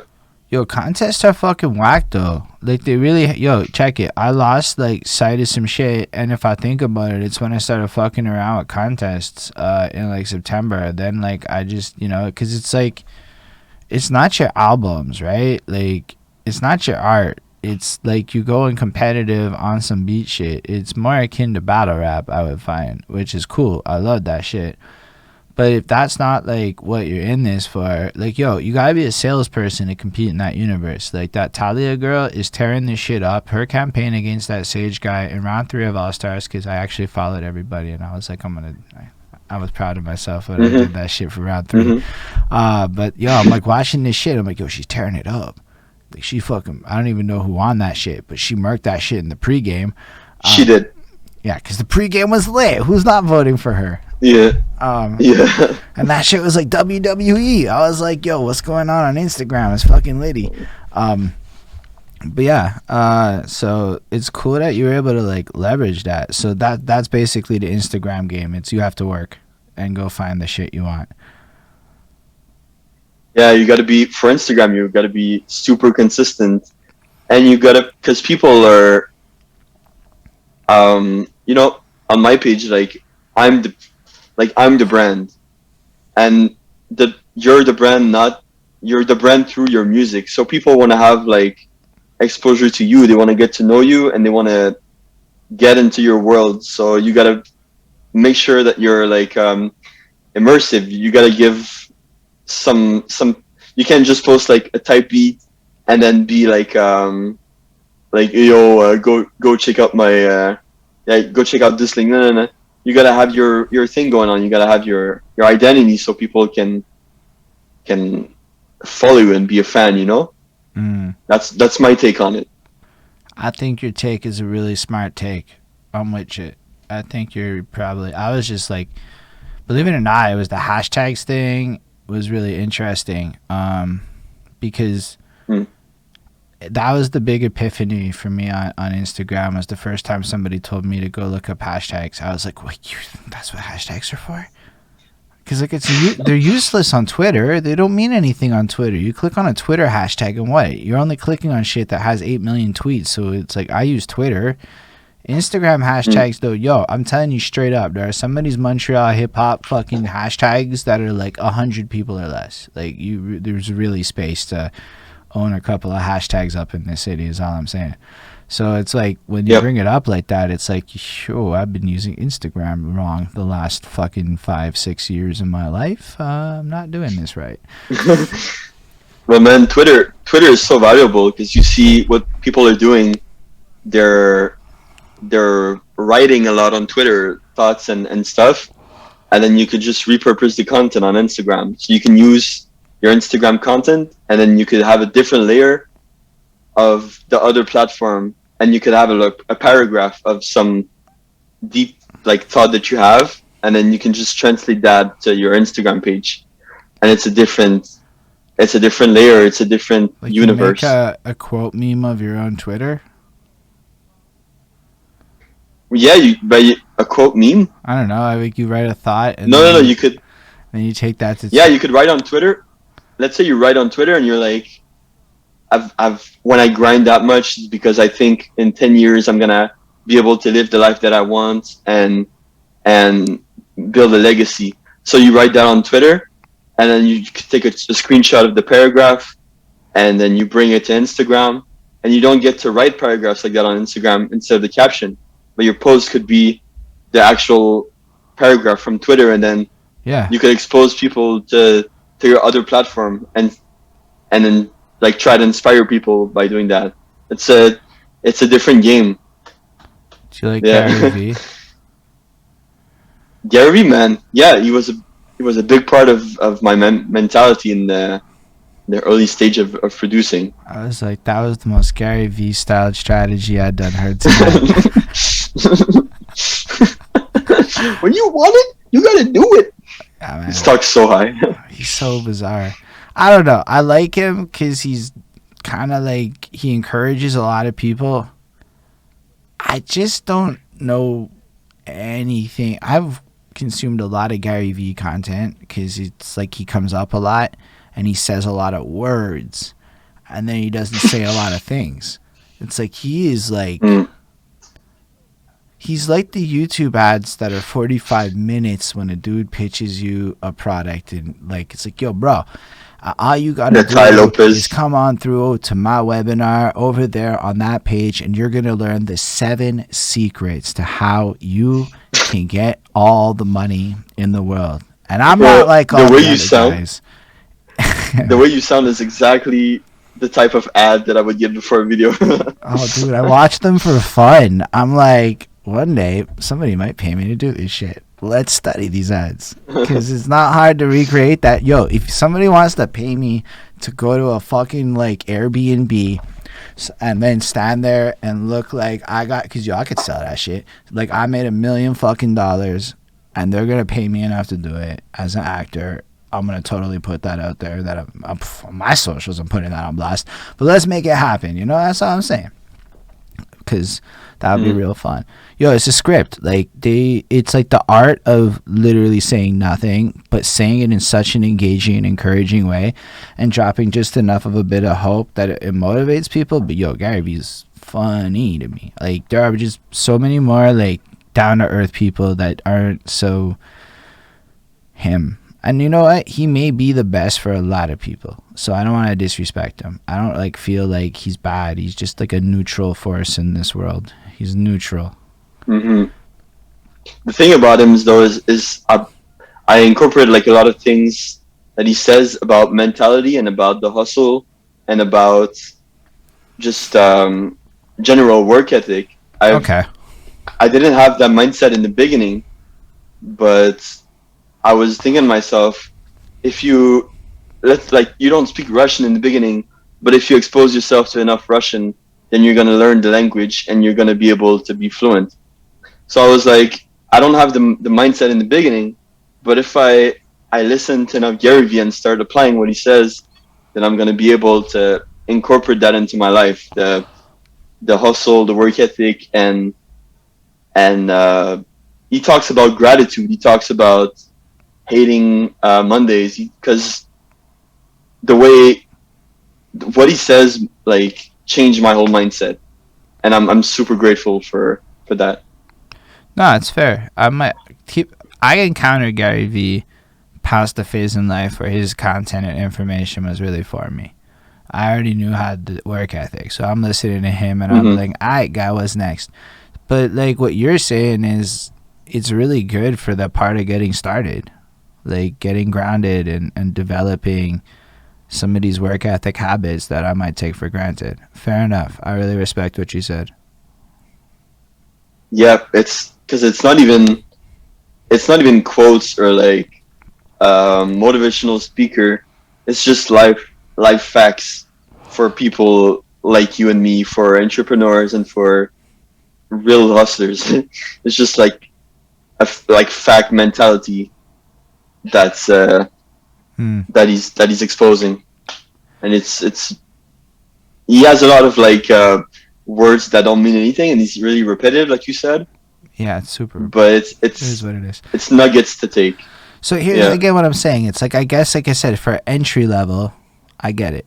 Like, it makes a lot of sense to me now. I didn't really keep in mind the framing. Because, yo, compared to, like, everybody else that pretends to be Gary Vee, he's, like, a fucking, like I said, it's neutral. Like, I don't dislike him. It's just he's not really going to get you to, like, the next tier, so to speak. You know, like, he's just a good way to get started. And then I feel like people outgrow Gary Vee and go find other things. It's a phase. So, all right. So, you're basically making beats with the Monstrosity folk now. Is that like an exclusive thing, or can anybody holla at the Golden Coast and get beats? Anybody can work with me at any time, but it's a new way of working with a company like that, because I get right now we're building a lot of things, and we're making a lot of things happen. We're a small team, so it's not like as fast as we would want. But eventually, they're a production house, so I'm gonna get my foot in film scoring for web series. Bro. With my label, I'm gonna be able to manage artists, to produce artists, to make new types of beats, and discover people in Montreal. That's really what my goal is. So you want to be like a big time producer in Montreal that builds stars? Yep, sounds about right. Yo, that's Because nifty. you talked about this, man. Like Montreal people are competing against each other a lot of time. Yeah, that happens a lot. People. What I found from the little, I don't have a lot of exposure to people here, but they don't wanna like uplift other people. They just they think the spots are limited and they wanna have theirs only. They don't try to uplift other people and make the Montreal culture shine. You know? I definitely think that a lot of people are trying, and a lot of us are learning how to do it better. As time goes on, it's like I try to have a more nuanced perspective with it. Some days I feel pettier than others, is the truth of the situation. So there's a lot of things happening, and a lot of things that don't talk to each other is my thing. So I feel like everyone's just used to this way, and we're all kind of like reinventing this new way. Like there's quite a few versions of what you're doing that I think are happening now, and I think it's actually really important. And in different places, in different parts of the city, and a lot of people are making all kinds of music here. Like there is, how many rappers do you think are actually in Montreal? If you had to guess with the perspective that you have. How many rappers are in Montreal? Yeah. Man. Like if you had to put a real number. The number? Yeah. I would say it would be in the around like 100,000. There's a lot of rappers. I wouldn't go as high as 100. I guess so. 100? Maybe not 100,000. I don't know. Somewhere in the thousands. Yeah, definitely in the thousands. I like that. 100K is a lot of people. That would be like shit, like nearly like 1% of the population raps or some shit. Actual rappers are like dabbling into wannabe rappers, SoundCloud stuff. I would include both in a database. So both. Like actual rappers and okay, I guess there really is a lot of people if you include wannabe rapper. Can you imagine 100,000 people in the city are trying to rap right now? Wow, that's a lot of people. That's mind blowing, huh? Yeah. I would probably label it more like 10K, 15, but maybe it is a hundo. But that's the thing, is nobody can answer that question. Is the mind-boggling part for me. So if nobody has the answer to that question, how does anybody I'm shit have with numbers perspective? too. So. Yeah, but like nobody can tell anybody that answer, so we don't even know like at all what the number of rappers in the city is. So if nobody can answer this question, how many monstrosities are in the West Island right now? And I don't mean it to like be a threat. I don't think it's a threat. I think it's an amazing thing.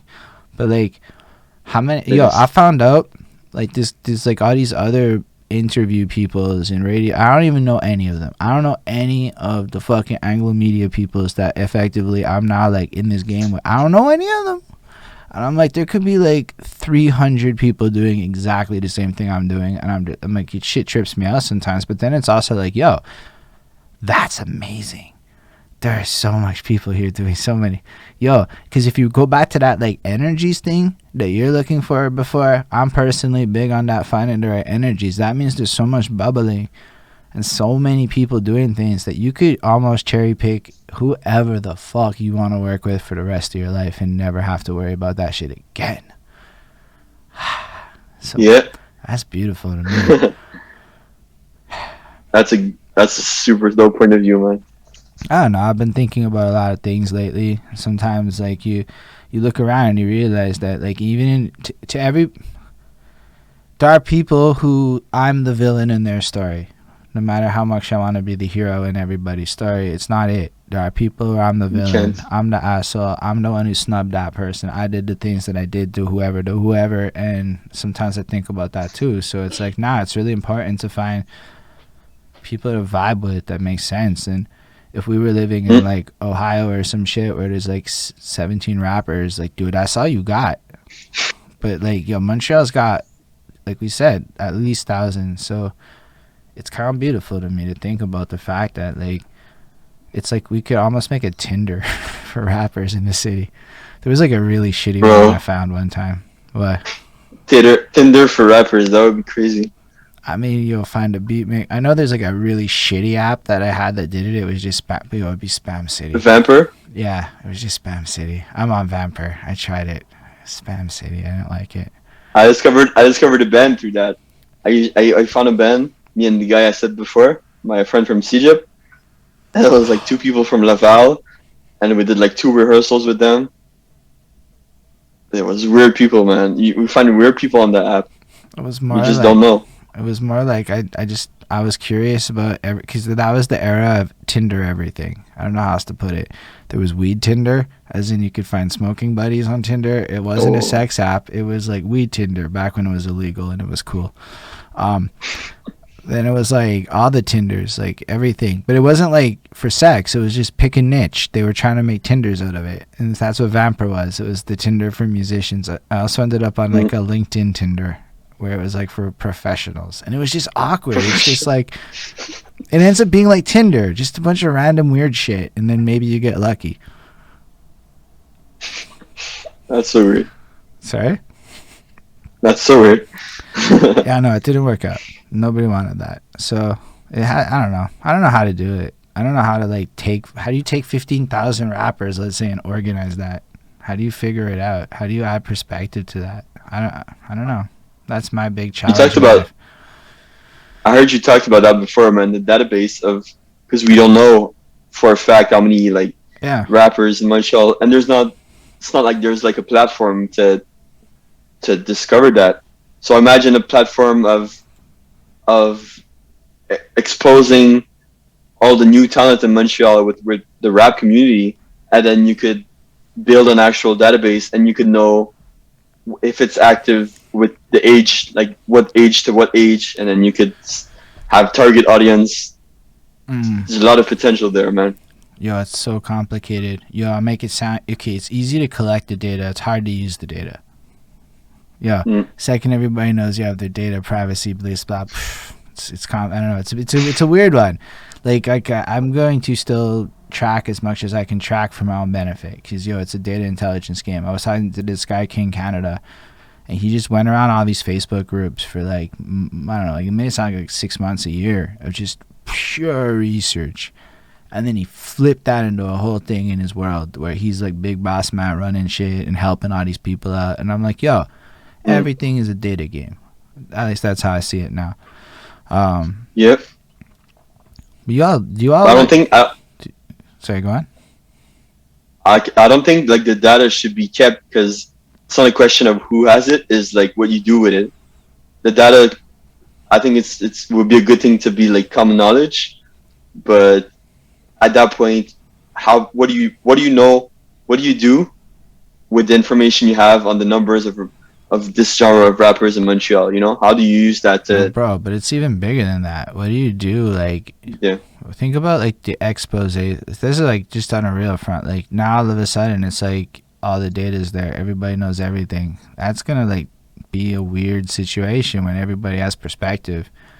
Like all of a sudden everybody's gonna be able to know what the average views of Montreal is, what the average followers, and all of a sudden everyone's gonna have real perspective. And I can tell you, I'm not doing well on those fucking charts. I'm not doing well. I think a lot of people are gonna go, oh shit, and then we're gonna see the French side, and that I don't know. Are you big on the French side too? Do you like fuck with the French folk, or are you just on the Anglo side? I haven't found much French people to connect with music because they're all like they all follow the trends of like Enima, Buba, and then Lafouine. So like a very very like underground type of trap. Mm. So I haven't found much people like French on the French side to connect with, but that's still coming. So you want to, you just haven't had the opportunity to find it yet. I respect that. Yeah. So yeah, what are some of the big plans that you have for the next year? Like, what else are you up to that you can describe? So what I'm up to with the company Monstrosity, I started my own company, Freefall Records. That's what I started with them, and in the next month, we're gonna be building a studio, recording studio, and with that company, I want to be. We're gonna have the location services that I mentioned before, going from to sessions on location. So sessions on like at houses. I'm going to have that parallel to building a studio and recording. So in the next year, man, I want to be able to start my label like with artists to manage, with scoring films, scoring TVs for the company, and all that kind of stuff. Just making music with more people at a bigger scale. That's my big goal this year. I got a different question because you already said 10 years one time. What's your 10-year plan? Like, what do you want to be 10 in years? 10 Oh years? man, 32, man. Oh, that's Wow. still younger than me. Shit. I I'll say this, like I actually don't know because I'm a big like universe person. I'm not. I wouldn't say like I'm super spiritual, but I believe that like that's like without like saying like all the extreme shit like deaths or whatever. But I believe really that everything happens for a reason, and that things are like what I'm a big fan of like letting things happen to me. So I just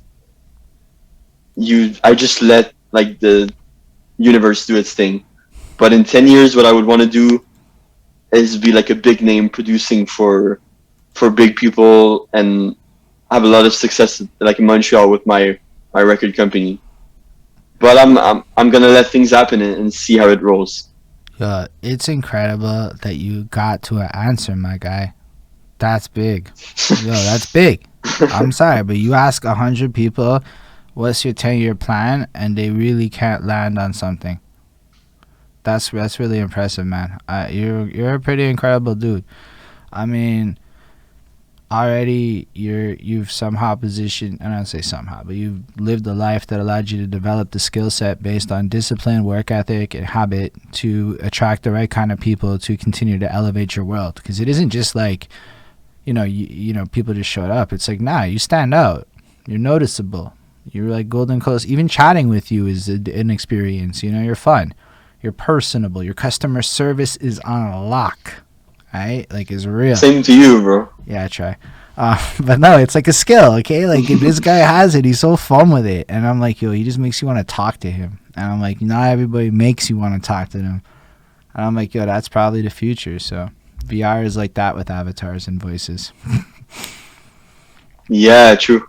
Yeah, it's going to be litty. Yeah. So, yeah, all of your links and stuff are going to be in the description. They've been floating throughout as they normally do. It's like Friday, so I don't have the same level of steam and energy to go on no 4-hour adventures at this point. I think the energy is fucking cool. You are a wonderful person. The official Jaden, who I believe is who you were talking about before, just shows up right at the point where I'm like, yo, let's wrap it up. Like, Jaden. Yo, shout out. That's the Toronto guy. Yeah, you said him. Yo, I believe so. So I believe if that's so. who it is, you guys did 3 tracks together. One of them was a drill. The next one was 2 other genres. We did. That's the guy, right? We did. Yeah, man. We did a pop song. We did like a pop summer vibe. We did a pop dancey track. We did a drill track with a guy from the UK. We did emotional trap. This guy is a beast. He's like so versatile. Man, he's super young too, bro. He's crazy. Yo, what's super young mean? What is? I don't know. He's insane. You're saying super young. Does that make him like super duper young? Because I think you're. I think. Young. Well, you know, it's fine. It's his age. I'm not sure. Young Correct is me young. if I'm wrong, but he might be Oh my might be gosh. 17. That's like super duper young for reals. And that I am not talented. sure. Yo, I love it. I love how much talent is in this fucking. Because, like, as you said, Toronto. So, Canada, it's like a little past the city, but they're like the sister place, you know? Like, Toronto's like where you want to go, you know, a little bit. Not like in like totally. The guy, Yo, straight up, shout out official Jaden. Just like that. Met the kid. 16, artist, I was 17. Yeah. So you linked up on Instagram, made magic happen, hustling, ambitioning, creating even rules of engagement for the gram in order to ensure that you have the growth, the professionals, and the desire. You stacked up so many fucking beats that you're good forever. You can put up your little picture, little graphic things with a song beat playing. You good. You set with original content. You got the thoughtfuls banging out all line. You're already like, your companies pay people like you to do consulting. Okay, like for real, look at corporate consulting for social media. There is money in it for you if you want that life as another side hustle. Because, yo, straight up, I got paid to go to a university course to learn less interesting shit than what you've taught us about social media in this situation. No way. Yeah, no, dude, you don't even understand, man. People just like for you, it's more intuitive than it is for me. And for me, it's more intuitive than it is for my bosses. And for my bosses, it's more intuitive than like grandmas and shit.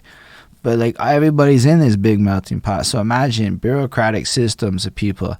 They know they have to do well on Facebook. They know they need a group. They're like, what do I do with my group? And that's where you come in and you're like, yo, I'm just younger than you, my guy. And you drop interesting shit on them. So like software companies and shit, I would not like fully say you want that life, but the consulting version might be litty for you, where you walk in, you sit down, you do a little PowerPoint, you walk out with some money, they get a little knowledge. Those are real things that people could do, you know, with the knowledge acquired in this whole thing. Even like engineering services. I know for a fact we've outsourced to like people like you to do mixing and mastering, or to like let's say my company, like we make tutorial videos for software. Who's gonna make the score? Like who makes the stinger? We have a do do do do do do do. Anyway, that's a bop. So that shit is this little stinger that we paid like $800 for somebody to make that. Okay, corporate money is where the fucking shit's at. You know what I'm saying? So like, there's opportunities for y'all monstrosity people. Yo, I swear we were looking into paying like people for animated shits for our software, and the prices we were getting quoted were 4 to 5 figures. Okay, like the logos for the logos. No, like the whole like 90-second video. We were getting like pitches as high as $15,000 for like a 90-second video. It was like, yo, there's like corporate money's different. Corporate money's a different game than the little money. So like, as like a person like you, it's like, yo, guy, just figure out, go on LinkedIn, go play LinkedIn a little bit. You can make some money on LinkedIn in ways that I probably won't make money on LinkedIn. I haven't discovered LinkedIn enough, man. It's I actually never went. It's the worst. It is? Well, I mean, it's all I see on LinkedIn is people I know trying to sound smart, plus some interesting stuff. But like, it's so weird. It's like, because everybody's boss is on LinkedIn. So like, imagine seeing the social media projection of your day job colleagues in the lens of them being their day job selves. So it's like they're posting on, it's all Facebook, but if Facebook was at work. And I'm like, I don't want to, I can't say fuck here. So I do it sometimes. But like, I feel like I'm a weirdo because I say fuck on LinkedIn, right? Like that's just not my vibe. But like, I'm also not trying to solicit money from corporate clients. So it's like, I totally would if like, you know what I'm saying? Like, I mean, but why I bring it up is because like, in theory, if you become some thought leader dude, you could literally do your beat making live on LinkedIn. It's not as easy as just applying. It's a little hard. You have to prove you're a professional dude. I'm never gonna do that right now. But like, if you can do that on LinkedIn with consistent blog posts and things like that, you can unlock LinkedIn Live, which links up to Restream, and then you're plugging everything including LinkedIn. But for you, that could turn into money in a way that it would not turn into money for me. Nobody wants to be spammed, but imagine you see this random kid making beats on LinkedIn Live. Well, the image I have of LinkedIn is like the professional etiquette of like what people consider professional. I think it's a bit. That's why I need to explore it and see all the options. But it seems like it's like she said she said it's professional Facebook. Yeah. So that to me is not very appealing. It's not. In terms of like new wave or new invention. It's like etiquette of what you need to follow. That's a bit weird, but being live on there would be kind of crazy. That's where it's interesting. That's the only part, is if you play ball and get to the point where you're doing live on LinkedIn, you fuck up. Like, you're talking tech CEOs see this. Yeah. It's a different path. That's all I'm saying.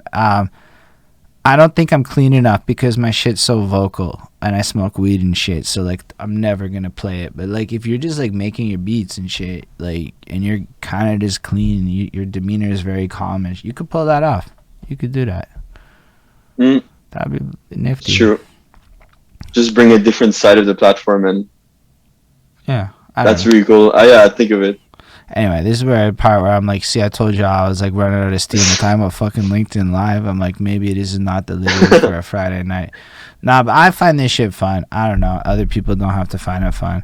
I do think, though, that you were a wonderful guest. I think it was really, really enjoyable to talk to you and to learn about your endeavors and everything that you're up to. I think that people should hit you up for beats at a Golden Coast. I like that. Yes, sir. That was the thing that like seriously caught me the most, was Golden Coast. I was like, whew, that's nice. So that's the official name. That's the official nice producer name. I wasn't sure. I just saw Golden Coast Beats in half the places, so I rolled with that one. And then I saw Golden Coast there, and I'm like, I couldn't tell which one it was. So both of them, whatever. I don't know. So I'll go with a Golden Coast, I guess. Whichever one you'd prefer, because you're the guy. But yo, that was not clear to me. Alright, so it's a Golden Coast. Man. Fair enough. So yo, thank y'all for watching as well. Thank you for coming through. Do you have any last words for the peoples? Man, I just wanna say what you're doing with the Twitch channel is just so sick to watch, man. And it was super fun because you're a cool guy. It was nice to be on here. Super nice experience. Appreciate and I just loved it, man. Thank you for saying all that. Yeah, what I was hoping for was you'll go click on his links and support the man's and cop his shit and support his vision and follow all those Instagrams. The free for all or free fall records. Free fall. Wow, I fucked that up real bad. This is where I'm not the best at this, but nah, it's all right. It was amazing having y'all too, everybody that came, including you, Mr. Official Jaden, at the end. It's always great to see people coming through and showing love like that and just being a part of this. Thank y'all in the future who are watching this as well. Y'all are wonderful too, whether it's on the Clips channel, whether it's on whatever channel it's on. Follows, like, subscribes, whatever. Special thanks to the patrons. This Milk Adamsu, Chris Powell, Jonathan Barnes, DJ Black Hurricanes, under William Scribble to help support what we do. If you're on Amazon Prime if you're on Twitch and you like what we do and you have the Amazon Prime, it's super free to subscribe. And then in the future, you can hit that patreon.com/behindthatsuit. On that note, we are going to raid Willie, who, if you make music, you can send your music to, and he'll play it Friday nights at 8 over at Kicking It Live, and he's live now, so we're going to go ahead over there, everyone. So y'all live long and prosper.